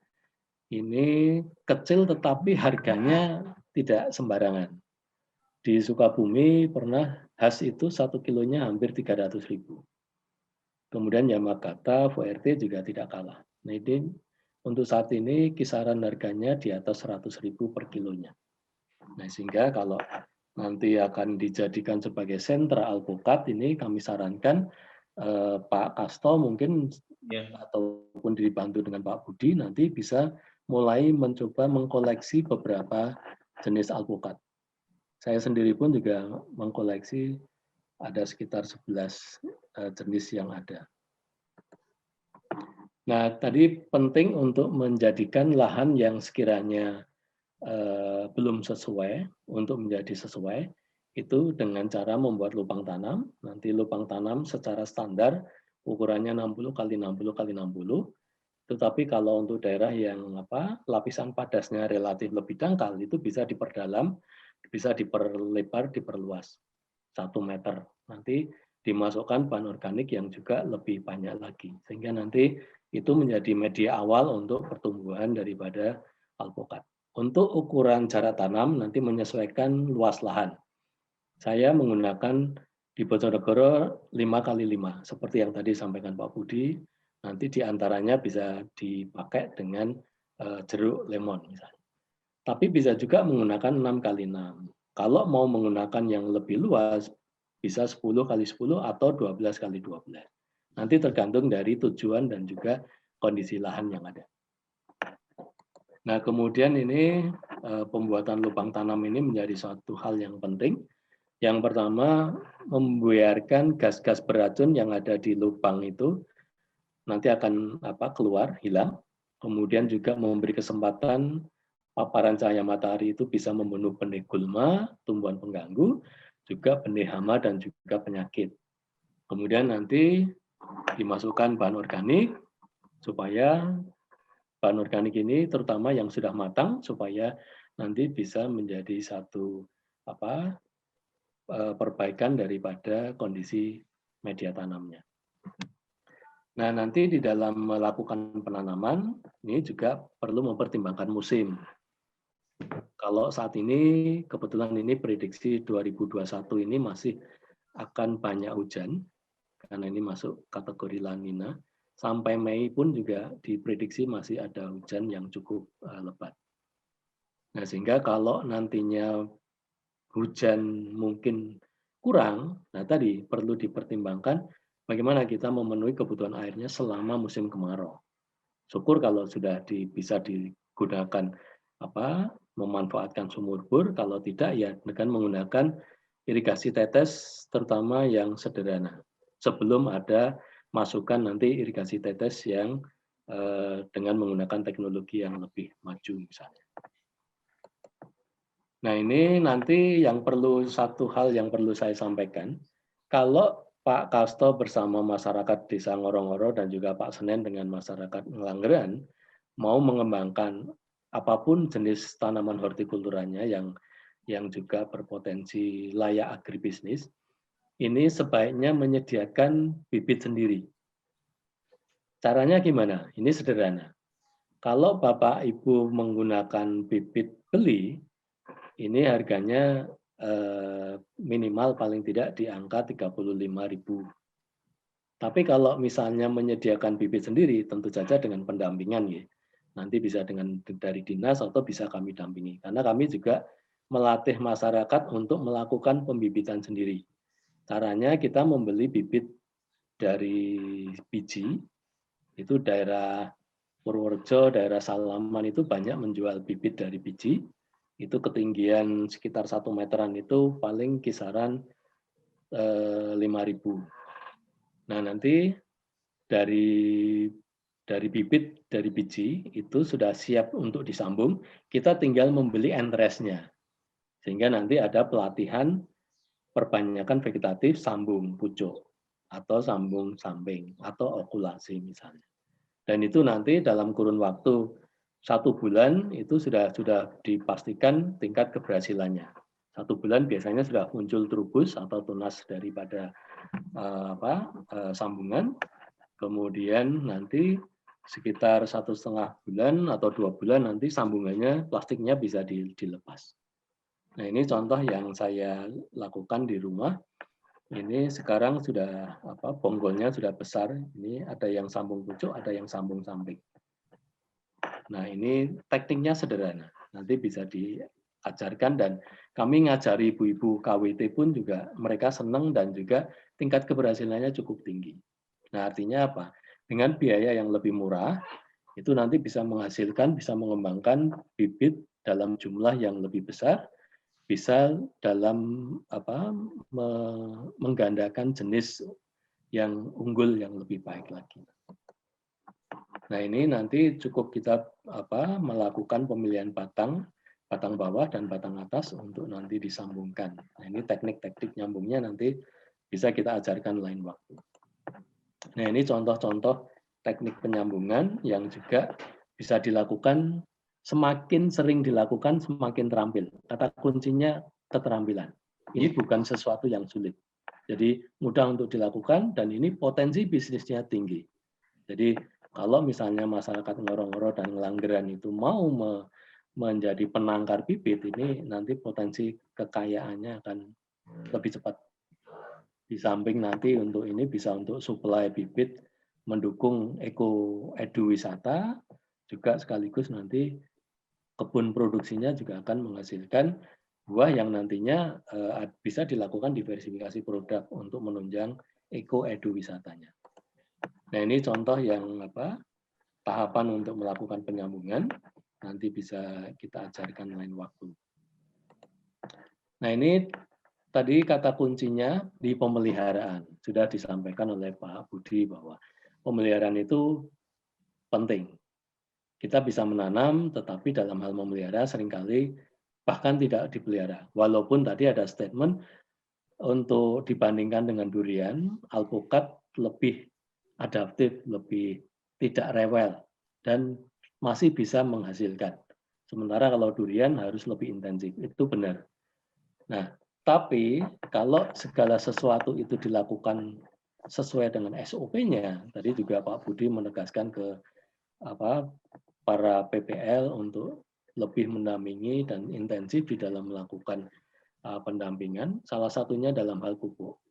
Pupuk organik, pupuk anorganik, asal itu diberikan secara bijaksana, insya Allah nanti akan bisa memberikan hasil yang baik. Nah, ini contoh misalnya nanti terkait dengan umur, nanti dosisnya pun bisa disesuaikan.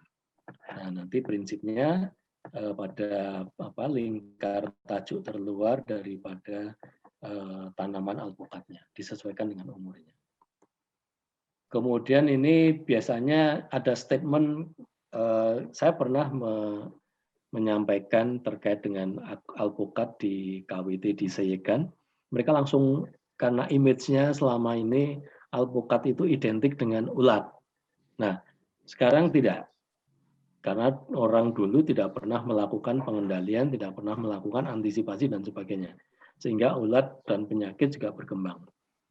Nah, ulat ini memang ada, tetapi itu bisa diantisipasi. Sehingga bagaimana kita melakukan satu upaya untuk antisipasi segala sesuatunya nanti bisa diupayakan.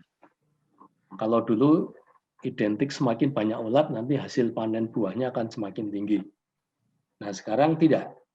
Di Sukabumi itu daunnya utuh, buahnya pun dengan daunnya hampir sama. Jadi identik dan tanpa ulat. Nah, ini yang juga menjadi satu daya tarik. Kenapa alpukat sekarang ini menjadi lebih menarik, karena alpukat juga termasuk salah satu komoditas yang dari sisi kesehatan juga sangat baik. Nah, ini ada hama ulat kipat ini yang dibut-dibut. Kemudian hama kuku gajah ini ularnya seperti ini. Nah ini kalau diantisipasi sejak awal dengan pestisida nabati pun juga bisa. Tergantung kita mau ke arah yang organik atau yang anorganik misalnya. Kemudian yang paling gawat sebenarnya adalah ini, penggerek batang. Penggerek batang ini cirinya nanti Bapak Ibu bisa mencermati. Jadi kalau ke lahan jangan hanya sekedar melihat oh tanamannya segar, tapi coba diamati batangnya. Nanti cirinya Pak, kalau di bagian batang alpukat itu ada bintik-bintik putih, ini harus hati-hati. Karena di situ merupakan tanda awal nanti akan ada lubang yang di situ nanti akan larvanya itu sudah ada di dalam batang. Nah, larva ini yang nanti akan menggerogoti batang, tahu-tahu ada bagian batang atau cabang yang kering, kemudian lama-kelamaan tanamannya, batangnya patah. Nah, ini yang seringkali terlambat. Nah, makanya perlu diantisipasi dengan cara menggunakan insektisida yang bersifat sistemik misalnya. Nanti di sini juga ada macam insektisidanya. Kemudian hama yang lain ini hama kutu, ini juga cukup banyak menyerang tidak hanya di tanaman buah, tapi juga di tanaman sayuran, tanaman hias, tanaman pangan. Ini juga bisa diantisipasi dengan berbagai hal. Nah ini penyakit utama di alpukat, ini ada jamur upas, kemudian ada ini bercak daun, disebabkan oleh antraknus, jamur juga. Kemudian ada akar hitam, ini yang menjadikan tahu-tahu tanamannya merana dan akhirnya mati.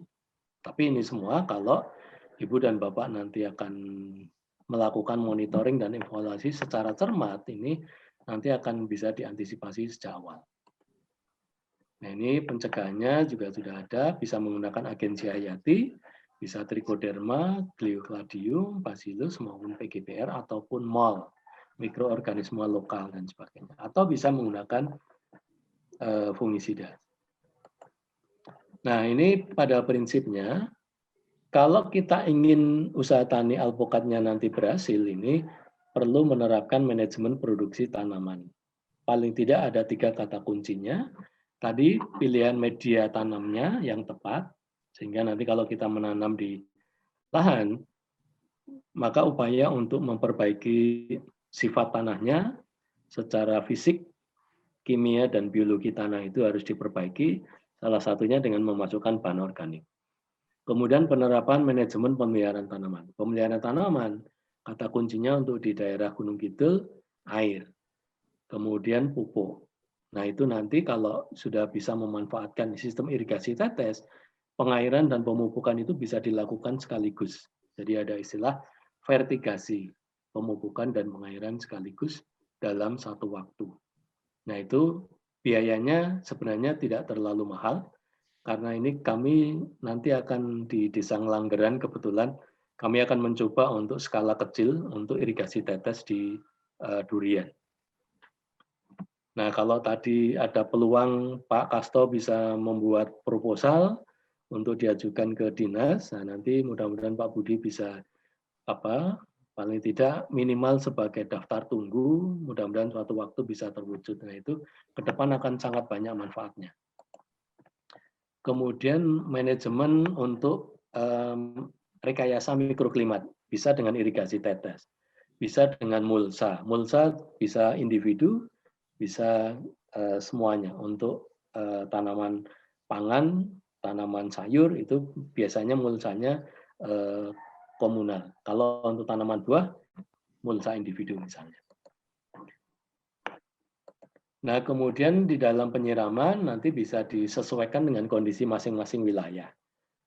Nah, biasanya untuk yang krusial, ya yang penting, ini periode umur 1 sampai 3 tahun ini sebisa mungkin jangan terlambat di dalam memberikan kebutuhan air, apalagi kurang. Karena ini menjadi kata kunci, Pak, untuk tanaman buah. 1 sampai 3 tahun itu perlu untuk diterapkan kondisi cukup air. Kalau misalnya tadi kami katakan umur 18 bulan atau paling tidak rata-rata di 3 tahun itu sudah bisa berbuah. Tapi kalau itu intensif, nanti bisa maju, mulai berbunga dan berbuah. Sehingga peluang masa produktifnya akan semakin panjang. Sehingga pendapatannya akan lumintum tadi. Nah, ini bisa dengan berbagai cara. Kemudian manajemen pemupukan nanti bisa juga dengan pupuk padat maupun pupuk cair. Nah, tadi juga disinggung bahwa pengalaman Pak Budi dengan menambahkan pupuk organik cair, dan pupuk organik cair itu bisa dibuat sendiri oleh petani. Makanya tadi kalau Pak Budi dengan diajarkan oleh Pak Anjal, Pak almarhum gitu, sekarang beliau sudah tidak ada. Tapi paling tidak ilmunya kan bisa turunkan terus dan bisa dimodifikasi, dan itu bisa menjadi ladang bisnis untuk kelompok tani juga. Karena pupuk organik cair itu bisa diperkaya dengan mikrobia, sehingga nanti fungsinya akan lebih baik lagi. Nah, aplikasinya nanti bisa intensif, paling tidak 2 minggu sekali untuk di umur 1-3 tahun untuk mempercepat dan juga membantu adaptasi tanamannya. Nanti kalau sudah lebih dari 3 tahun nanti bisa disesuaikan. Paling tidak 3-4 bulan sekali bisa diupayakan. Nah, kemudian di dalam pengendalian OPT ini tadi perlu dipahami hama, penyakitnya ini supaya kita tidak terlambat. Tapi untuk tanaman buah ini kalau kita melakukan monitoring dan evaluasi setiap kita ke lapangan atau kita mengunjungi tanaman itu sebisa mungkin itu dilakukan. Sehingga nanti antisipasinya akan lebih terarah, lebih murah, tidak perlu harus menggunakan tindakan pengendalian yang menggunakan insektisida ataupun fungisida misalnya. Nah, kemudian ini yang juga penting, kalau dalam kurun usia 1-3 tahun ini, salah satu hal yang perlu dilakukan adalah pemangkasan.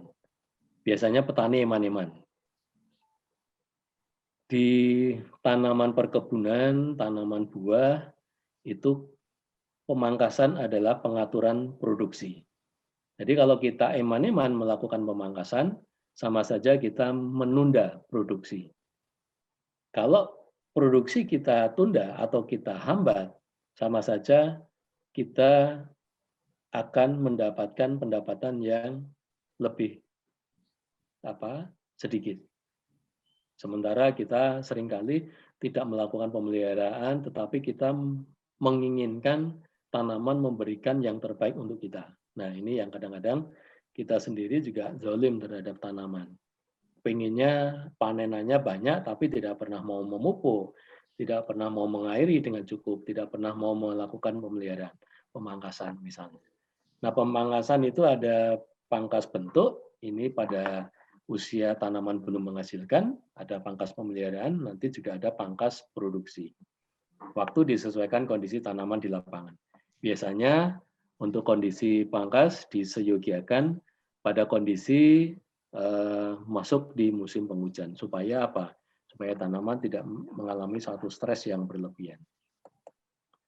Nah, pangkas ini pangkas bentuk, ini tujuannya adalah membentuk kerangka tajuk. Supaya percabangan itu bisa simetris dan juga kuat. Tinggi pangkasan nanti disesuaikan dengan kondisi tanaman mudanya. Kemudian ada pangkas pemeliharaan. Ini perlu dipahami, bila cabangnya itu tumbuh terlalu rapat, harus diseleksi. Kemudian dipilih yang arah pertumbuhannya mengarah ke dalam, batang utama, ini juga harus dipangkas. Kemudian cabang yang cenderung tumpang tindih atau malang melintang, ini harus dipilih, harus disisakan yang terbaik. Karena ini nanti akan menghasilkan satu kompetisi internal yang juga tinggi. Kemudian tunas-tunas air yang sekiranya tidak baik, itu nanti juga perlu dihilangkan. Nah, kemudian ada pangkas produksi. Ini menghilangkan cabang yang kurang produktif. Biasanya cabang-cabang kecil, ukuran kurang dari ukuran pensil atau ukuran jari kelingking itu bisa dihilangkan. Kemudian cabang atau ranting kering atau yang mati bisa juga dihilangkan, tunas air nanti dikurangi. Nah, idealnya luka pangkas itu bisa ditutup dengan parafin cair atau dicat dengan tir supaya tidak terinfeksi patogen penyakit. Termasuk tadi kalau ada lubang-lubang yang dari hama itu sebisa mungkin segera dilakukan penutupan supaya tidak jadi sarang hama lainnya ataupun untuk terutama hama penggeret batang. Nah, ini kalau kita lihat bahwa kita itu sebenarnya untuk mewujudkan tanaman yang sehat, ini kita menginteraksikan antara tindakan manusia dengan faktor genetiknya itu bahan tanamnya, jenis alpukatnya, dengan kondisi lingkungan yang ada. Nah, ini semua harus diinteraksikan, direkayasa supaya semua itu bisa mewujudkan tanaman yang sehat. Nah, konsep tanaman yang sehat ini lebih mengedepankan kultur teknis. Jadi penggunaan bibit yang baik, yang berkualitas tadi sudah dilakukan, kemudian optimalisasi lingkungan pertanaman dengan menggunakan media tanam yang baik, kemudian menerapkan teknologi produksi yang juga sesuai dengan standar operasional prosedurnya. Ini nantinya akan bisa mewujudkan satu konsep tanaman sehat. Kalau tanaman sehat itu berarti nanti kita akan mengurangi biaya untuk pengendalian. Ibaratnya seperti sekarang ini, kenapa pemerintah menggalakkan vaksin supaya nanti tidak banyak yang terinfeksi virus, supaya pengeluaran pemerintah pun juga tidak akan berlebihan. Nah, kita pun juga wajib untuk mewujudkan peningkatan imun secara pribadi. Nah, tanaman juga begitu, kalau kita memberikan masukan nutrisi yang baik, memberikan media tanam yang baik, memelihara, dan sebagainya, tanaman memiliki ketahanan alami yang baik, sehingga gangguan terhadap hama penyakit juga akan bisa lebih diantisipasi oleh tanaman itu sendiri.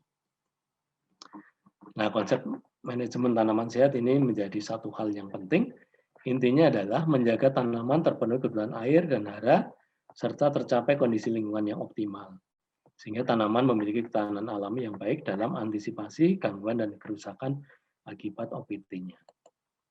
Nah, ini kaitannya dengan kawasan Melanggeran yang sudah menjadi satu kawasan ekowisata Gunung Api Purba Langgeran yang juga diminati banyak wisatawan. Ini pertanyaannya, apakah nanti dengan alpukat ini mampu untuk menunjang? Insya Allah mampu. Kalau masyarakat desa Ngororo dan juga Ngelanggeran ini sudah sepakat untuk maju dalam mewujudkan daerah eko-edu wisata. Jadi sekarang ini perlu dimasukkan unsur edukasi. Karena kalau hanya mengandalkan wisata pemandangan ini orang banyak akan yang bosan. Tapi kalau nanti diwujudkan dengan ditambahkan dengan ada edukasinya, termasuk edukasi alpukat, edukasi durian, edukasi kelengkeng, dan sebagainya. Termasuk budaya lokal yang ada. Termasuk kehidupan masyarakat petani, masyarakat desa itu bisa dijual dengan eko-edu wisatanya. Nah, ini potensi tentu saja nanti akan menjadi satu masalah yang harus dihadapi dan diselesaikan, sehingga nanti potensi solusinya adalah peningkatan iptek masyarakat dengan penerapan teknologi tepat guna yang spesifik lokasi berbasis kearifan lokal. Nah, salah satu pilihannya adalah memanfaatkan komoditas alpukat.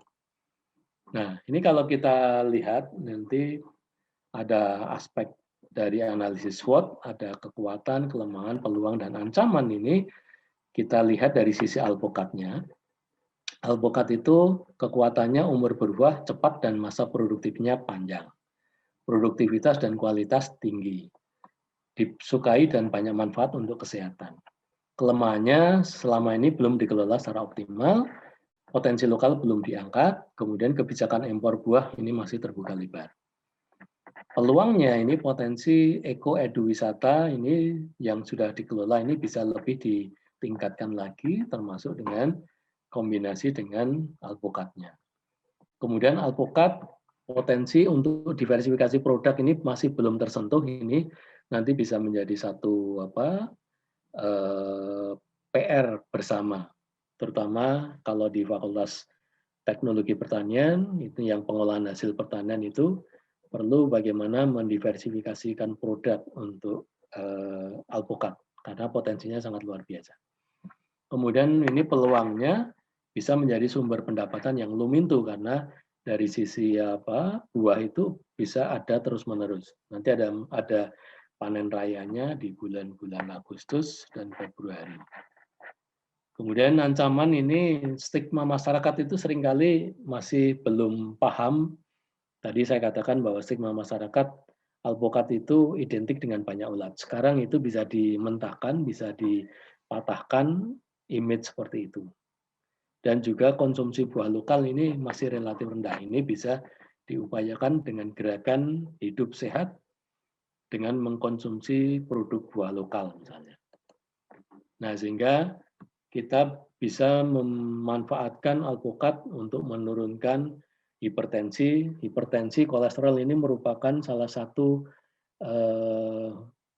ibaratnya penyakit yang melanda generasi, tidak hanya generasi tua, tetapi juga generasi muda sekarang ini sudah banyak yang terkena stroke, kolesterol, bahkan diabetes dan sebagainya, termasuk jantung.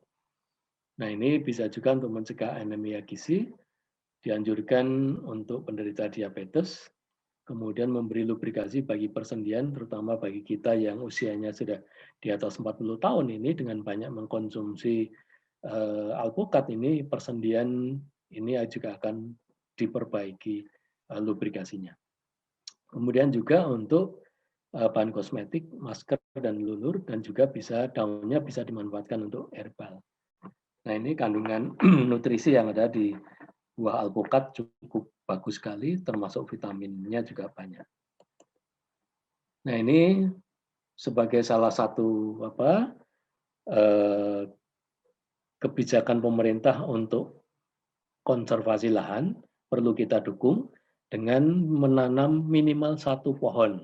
Nah, ini gerakan seperti ini juga perlu kita kembangkan di semuanya, apalagi kalau misalnya di masyarakat itu masih ada serah-serahan, sebisa mungkin ada aturan desa yang mewajibkan serah terima bibit, khususnya bibit tanaman buah atau tanaman perkebunan atau tanaman tahunan, sehingga nanti lingkungan akan menjadi lebih asri dan produktif sepanjang waktu.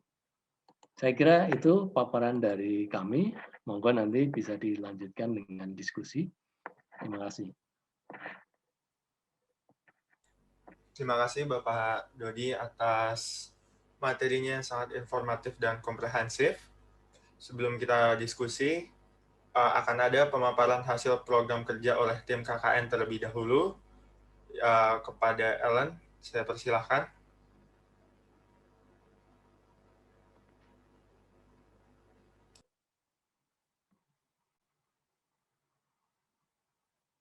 Maaf, izin bertanya untuk share screen-nya apakah sudah berhasil? Sebentar, saya tutup dulu. Ya, Apakah sudah terlihat share screen dari saya?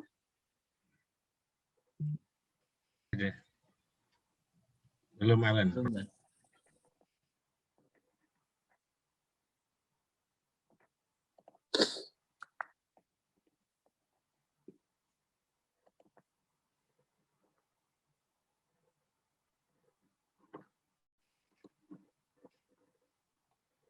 Sudah ya?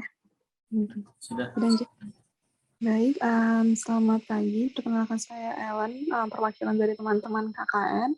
Sebelumnya izinkan saya untuk memaparkan mengenai program kerja kami.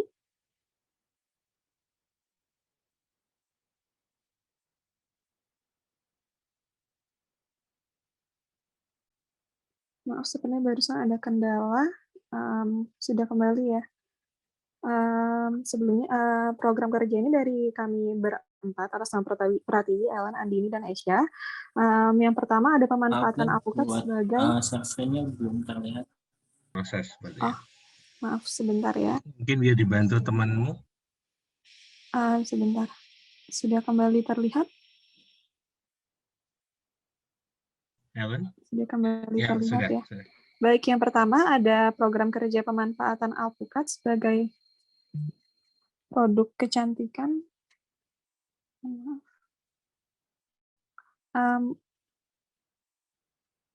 Teman-teman, mohon maaf ada yang bisa membantu share screen karena sepertinya error dari saya. Sudah terlihat. Biar saya bantu share screen kan. Iya, maaf tiba-tiba koneksinya tidak stabil.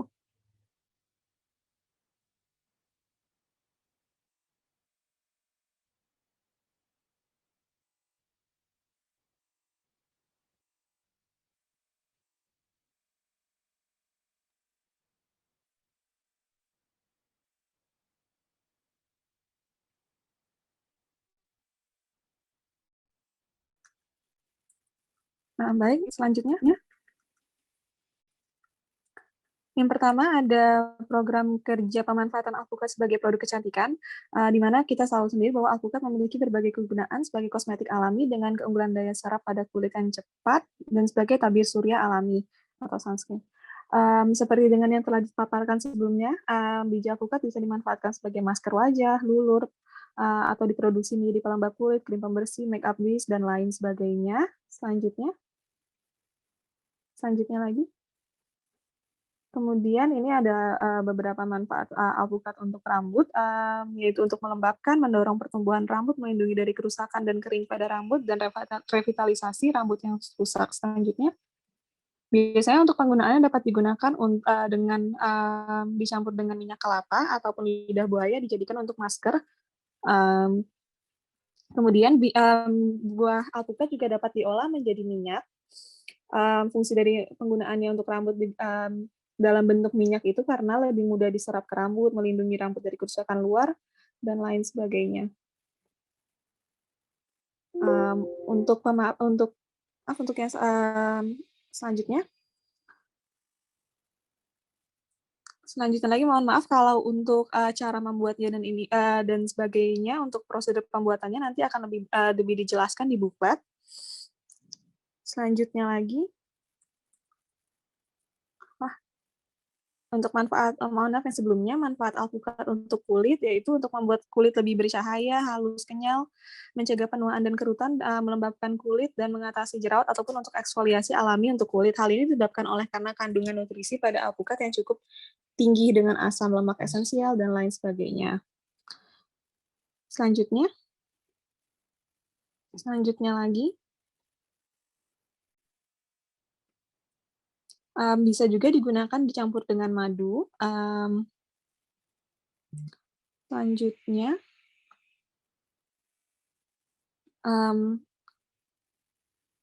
lagi, biji alpukat sendiri juga dapat diolah untuk menjadi lulur. Kemudian yang program selanjutnya juga ada untuk pembuatan sabun organik menggunakan bahan sekitar sebagai ide usaha pandemik dan potensi wisatanya.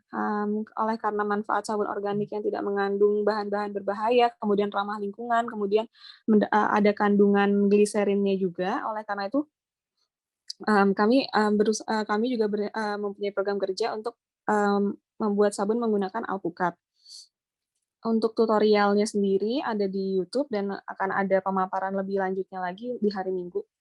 Kemudian ada juga program kerja pengolahan dan manfaat alpukat sebagai obat herbal, di mana di program kerja ini kita membahas mengenai pembuatan teh herbal menggunakan biji alpukat ataupun teh herbal menggunakan daun alpukat. Untuk videonya sendiri juga sudah di-upload di YouTube KKN kami. Sekian untuk pemaparan program kerja kami. Terima kasih. Terima kasih Alan untuk pemaparan program kerja KKN Patok. Untuk saat ini adalah momen-momen untuk diskusi dan sesi tanya jawab. Kepada hadirin ataupun teman-teman yang memiliki pertanyaan, baik kepada Bapak Dodi maupun kepada Alan, dipersilahkan waktunya.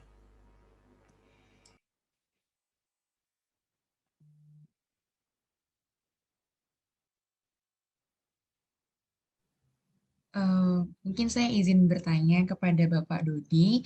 Izin memperkenalkan diri, saya Belinda dari Fakultas Kedokteran. Saat ini menjalani KKN di Kelurahan Ngelanggeran. Izin bertanya, Pak, untuk penanaman alpukat sendiri, seperti yang kita tahu sebelumnya, bahwa tadi sudah disebutkan juga bahwa alpukat itu punya banyak zat-zat yang bermanfaat juga bagi kesehatan. Namun seperti yang kita tahu bahwa kalau misalnya di obat tradisional atau obat herbal itu kadar dari kandungan itu tuh bisa bervariasi bergantung dengan bagaimana cara menanamnya, terus bagaimana musimnya dan lain sebagainya. Saya izin bertanya, mungkin nanti bisa kami bantu sampaikan ke masyarakat juga. Bagaimana sih Pak caranya membuat kandungan atau zat aktif pada alpukat itu konsisten dan lebih tidak bergantung pada musim, seperti itu Pak. Terima kasih Pak. Langsung saya jawab saja ya.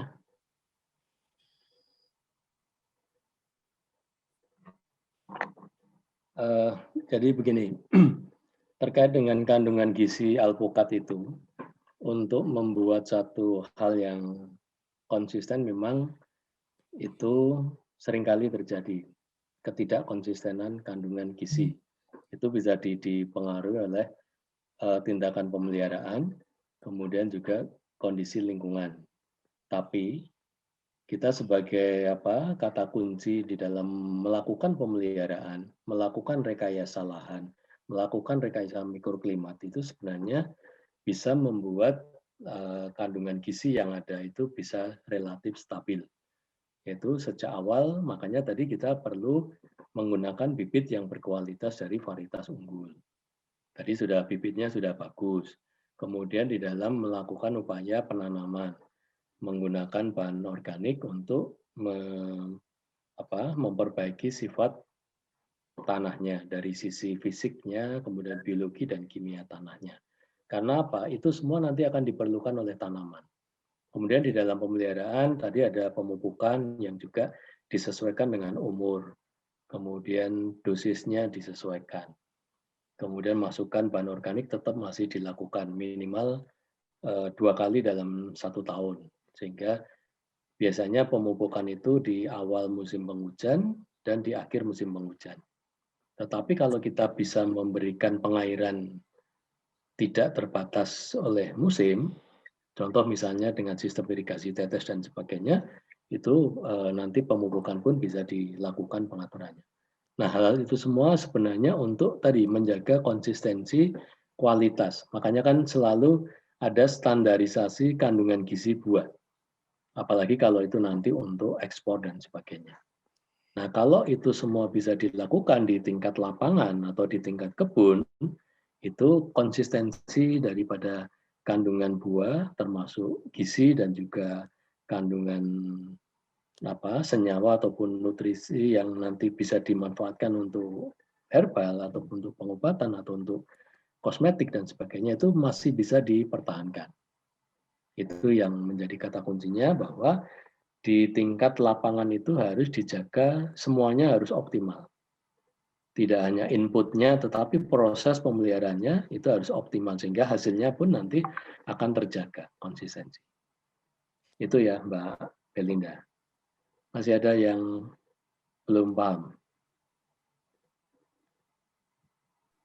Sudah menjawab Pak, terima kasih banyak Pak. Jadi seperti tadi yang ditegaskan Pak Budi, menugaskan kepada Bapak Ibu PPL untuk nantinya mendampingi petani untuk tertib SOP itu sebenarnya salah satu upaya untuk menjaga nanti konsistensi di produk akhirnya, di buahnya misalnya. Termasuk kualitas bibit juga akan terjaga kalau SOP kultur teknis itu diupayakan semaksimal mungkin. Itu ya. Monggo kalau ada pertanyaan yang lain silakan. Izin bertanya, Pak. Izin bertanya, Pak. Silakan. Nggih, perkenalkan saya Akmal dari mahasiswa KKN dari Fakultas Kehutanan. Izin bertanya, Pak, terkait dengan teknik grafting tadi atau penyambungan, nggih. Itu kan menggunakan dari 2 bibit yang berbeda, nggih, Pak. Yang satu bibit dari akar dan satu lagi bibit dari stek pucuk, kurang lebihnya seperti itu. Nah, itu mungkin ada hal-hal yang perlu diperhatikan atau pripun nggih, Pak? agar menjadi poin tersendiri bagi masyarakat atau petani-petani yang akan melakukan teknik tersebut di lapangan. Seperti itu. Atau mungkin menggunakan bahan kimia tertentu, seperti yang kita tahu kalau di akar itu pakai rutan F, mungkin di grafting sendiri ada hal-hal yang perlu diperhatikan. Terima kasih, Pak. Oke, jadi untuk teknik perbanyakan vegetatif, itu ada 2 secara garis besar. Yang pertama, ada yang menggabungkan 2 sifat atau lebih, yaitu dengan okulasi, dengan sambung, atau grafting misalnya. Kalau yang tidak menggabungkan 2 sifat itu seperti hanya mencangkok atau melakukan stack, karena itu akan sama persis dengan induknya. Tapi kalau yang menggabungkan 2 sifat, yang kita menggabungkan sifat yang dari batang bawah, itu diambil sifat perakaran yang kuat, sifat ketahanan tanaman terkait dengan lingkungan, terutama cekaman lingkungan, terkait juga dengan ketahanan hama dan penyakit itu diambilkan dari sifat batang bawahnya. Dari sifat batang atas itu diambilkan sifat produktivitas, sifat kualitas buah yang terbaik. Nah, sehingga kombinasi 2 sifat ini yang nantinya akan menjadi satu kesatuan. Nah, kemudian apa kata kuncinya? Kata kuncinya yang pertama, kita harus mencari batang atas itu dari alpukat tetuanya atau induknya itu alpukat yang jenisnya itu unggul. Kemudian diambil dari tunas air atau autotrof. Nah, itu nantinya atau tunas air. Nah, itu nanti akan menjadikan keragaan tanaman itu akan menjadi kokoh, kuat, dan masa produktifnya panjang. Kalau yang dari batang plagiotrof yang tumbuhnya horizontal itu nanti kecenderungannya akan rebah. Jadi condong hanya pertumbuhan ke samping saja, tidak ke atas secara simetri. Nah, ini kata-kata kuncinya. Dan tadi dikatakan perlu zat kimia? Tidak. Untuk penyambungan, untuk okulasi itu tidak perlu zat tambahan. Cukup hanya dengan kita menyayat batang bawah untuk dibuat celah, kemudian batang atas itu dibuat bentuk V, sayatannya 2 sisi, kemudian disisipkan. Itu cara yang sederhana. Cara-cara yang lainnya, tekniknya banyak. Tapi dengan menggabungkan batang atas dan batang bawah, kemudian diikat, itu sudah merupakan satu cara yang paling efektif dan efisien. Dan itu bisa dilakukan oleh siapa saja. Asal tadi mau mencoba dan mau mengulang supaya terampil.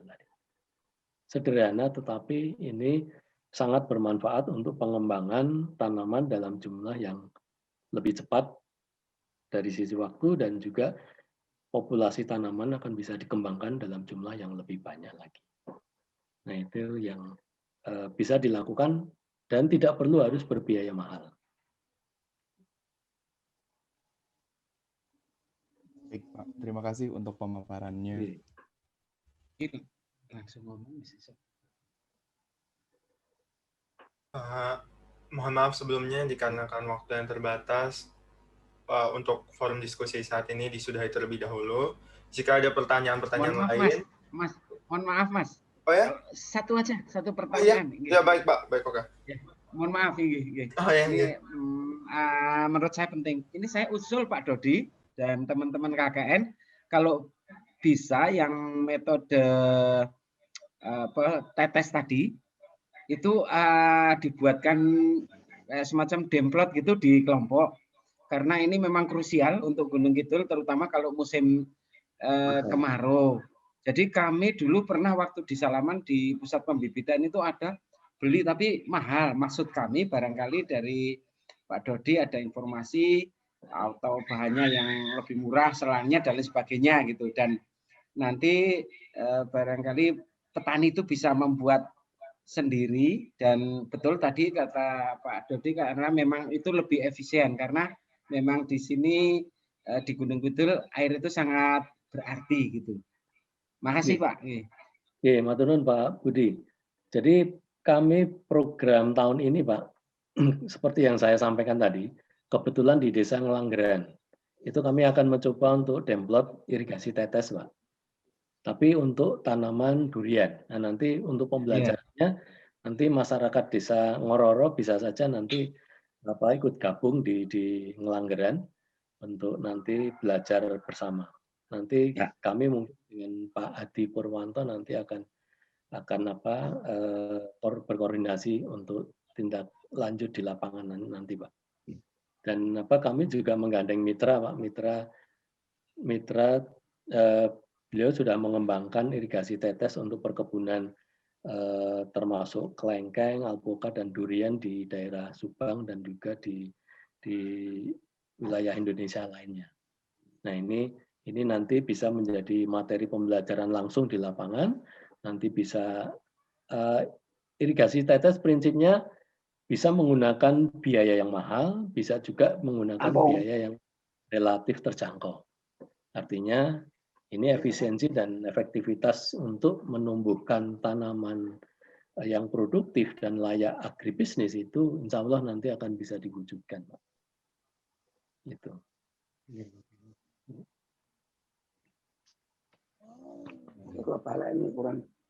Terima kasih Pak. Ini nyambung dikit Pak. Tolong untuk Pak Kasto itu yang di Ngororo besok pada saat demo di Ngelanggeran atau ada tempat itu di petaninya diajak beberapa sampel biar tahu. Dan belum untuk Pak Adi Purwanto ini. Nah, ini pas sekali nyambung, perlu kami sampaikan juga Pak Dodi. Jadi kami tahun ini membantu bibit durian di Ngelanggeran untuk nilai sulan atau pengutuan itu 20 hektar Pak. Kebetulan itu Ngelanggeran Kulon dan Ngelanggeran Barat sama Dusun Gunung Bota. Nah, ini tolong Pak Adi Purwanto, tolong nanti khususnya yang Ngelanggeran Kulon itu ada perwakilan sehingga istilah ini untuk bekal sebelum penanaman sudah dibekali ilmu sehingga nanti bisa untuk antisipasi pada saat kemarau tiba, karena sekali lagi memang untuk tanaman durian itu lebih sensitif gitu terhadap kekeringan, sehingga ini nanti jadi solusi untuk mengatasi kekeringan gitu. Makasih Pak. Oh iya Pak Budi, sekaligus kami tambahkan informasinya. Kegiatan kami di Ngelanggeran nantinya tidak hanya irigasi tetes, tapi juga nanti kami ada kegiatan untuk pembuatan pupuk organik cair dengan memanfaatkan teknologi tepat guna, dan itu bisa dikembangkan oleh siapa saja. Ada beberapa penggunaan teknologi tepat guna yang kami lakukan. Nanti kalau masyarakat Ngororo, khususnya Pak Kasto dan kelompok taninya nanti mau ikut belajar, nanti bisa saja nanti kita koordinasikan untuk ketemu di Ngelanggeran, karena kebetulan fokus yang kami ajukan waktu itu di Ngelanggeran, Pak. Oke, siap, kita tambahkan Bapak. Dan saya sebentar Pak Dodi, terima kasih. Sebentar saya mau menyampaikan hal seperti yang sampaikan di awal. Bahwa nanti memang sebelum saya menyampaikan juga sudah diusulkan Pak Budi, ya nanti mudah-mudahan kalau pas kegiatan di Ngelanggeran kita dijawil lah bahasanya, meskipun cukup saya dan beberapa orang, mungkin 2 ataupun 3 orang, kalau memang terlalu banyak nanti ya istilahnya kurang maksimal. Itu yang pertama. Allah nanti kami koordinasikan Pak. Oke siap. Jadi itu yang pertama, kemudian yang kedua tadi juga sudah disampaikan panjang lebar oleh Pak Dodi, Pak Budi. Ini saya kira ilmu hari ini saya sangat bermanfaat sekali, karena saya memang punya program yang sangat bagi saya, itu kemarin juga kita sampaikan kepada masyarakat, ini program saya ini adalah program yang luar biasa, karena harapan kami memang setelah nanti kita punya sentra avokado yang berada di kelompok tani tadi, nanti bagaimana masyarakat itu juga bisa merasakan dari hasil kita untuk pembibitan. Memang itu sudah rancangan saya nanti ke depannya juga begitu. Ya, jadi tadi disampaikan panjang lebar dan saya juga mengucapkan terima kasih, ilmunya memang sangat luar biasa. Tapi nyuwun sewu Bapak Dodi dan Pak Budi, nanti saya mohon pencerahannya terus, nanti bisa kontek-kontekan, karena nyuwun sewu untuk kegiatan-kegiatan yang sifatnya dana dari pemerintah kelurahan memang selama ini kita belum mengeluarkan, jadi saya memang benar-benar tak mulai dari pribadi saya, lahan saya yang sekitar 1.600 itu, kemudian ditambah dengan dari beberapa lahan yang di sekitarnya, ada yang 3.000, ada yang 1.200, ada yang 1.500, ini nanti untuk sementara waktu memang belum bisa menganggarkan, ya nanti dengan UGM yang bekerja sama ini nanti bisa kemudian kalau nyun sewu Pak Dodi punya link, Pak Budi punya link, ini bisa diarahkan ke saya, artinya seperti yang disampaikan tadi dari teman-teman mahasiswa bahwa tanaman alpukat ini adalah tanaman yang memang benar-benar menjadi program saya. Demikian tambahan saya Pak Budi, Pak Dodi, terima kasih. Sama-sama Pak.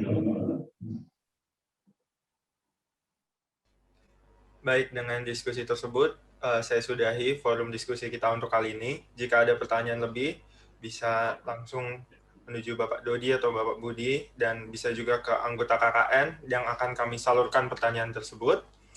Dan dengan berakhirnya diskusi tersebut, berakhir juga rangkaian acara kita hari ini. Akan tetapi, sebelum saya akhiri, saya ingin mengucapkan terima kasih dan apresiasi sebesar-besarnya kepada Pak Budi dan Pak Dodi atas materi dan arahannya kepada desa, dan juga apresiasi sekali karena bisa berdiskusi dengan kami hingga akhir. Untuk itu kami ingin mengajukan sedikit simbolisasi atas apresiasi kami.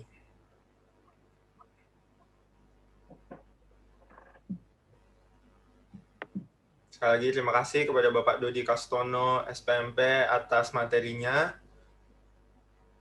dan juga kepada Bapak Insinyur Budi Sudartanto untuk arahannya kepada desa. Terakhir, sebelum saya tutup, ada baiknya kita dokumentasikan acara ini agar bisa terus diingat bahwa kita telah melakukan bincang-bincang mengenai alpukat. Kepada Belin, saya persilahkan. Izin memandu untuk foto bersama, silahkan dibuka terlebih dahulu. Teman-teman mungkin bisa on cam. Nanti akan saya bagi menjadi 2 sesi, karena ini ada sekitar 30 yang hadir pada hari ini. Untuk sesi pertama, halaman pertama akan saya capture sekarang. 1, 2, 3. Mohon ditunggu sebentar. Untuk halaman kedua, oke, akan saya capture. 1, 2, 3. Oke, terima kasih Bapak, Ibu, dan teman-teman semuanya. Ya, dengan berakhirnya dokumentasi tersebut, sekali lagi saya ingin mengingatkan untuk materi webinar ini dan juga materi-materi lain dari teman-teman KKN bisa diakses kembali di laman YouTube kami, yaitu KKN PPM UGM Patuk. Dan sekian dari saya. Assalamualaikum warahmatullahi wabarakatuh. Terima kasih atas partisipasi dan diskusi Bapak-bapak dan Ibu-ibu untuk hari ini.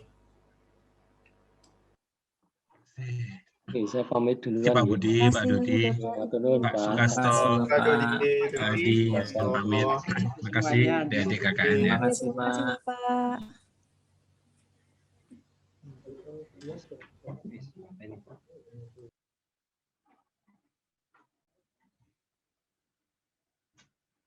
Agenda kan, oh iya kan jadi karingan Mas.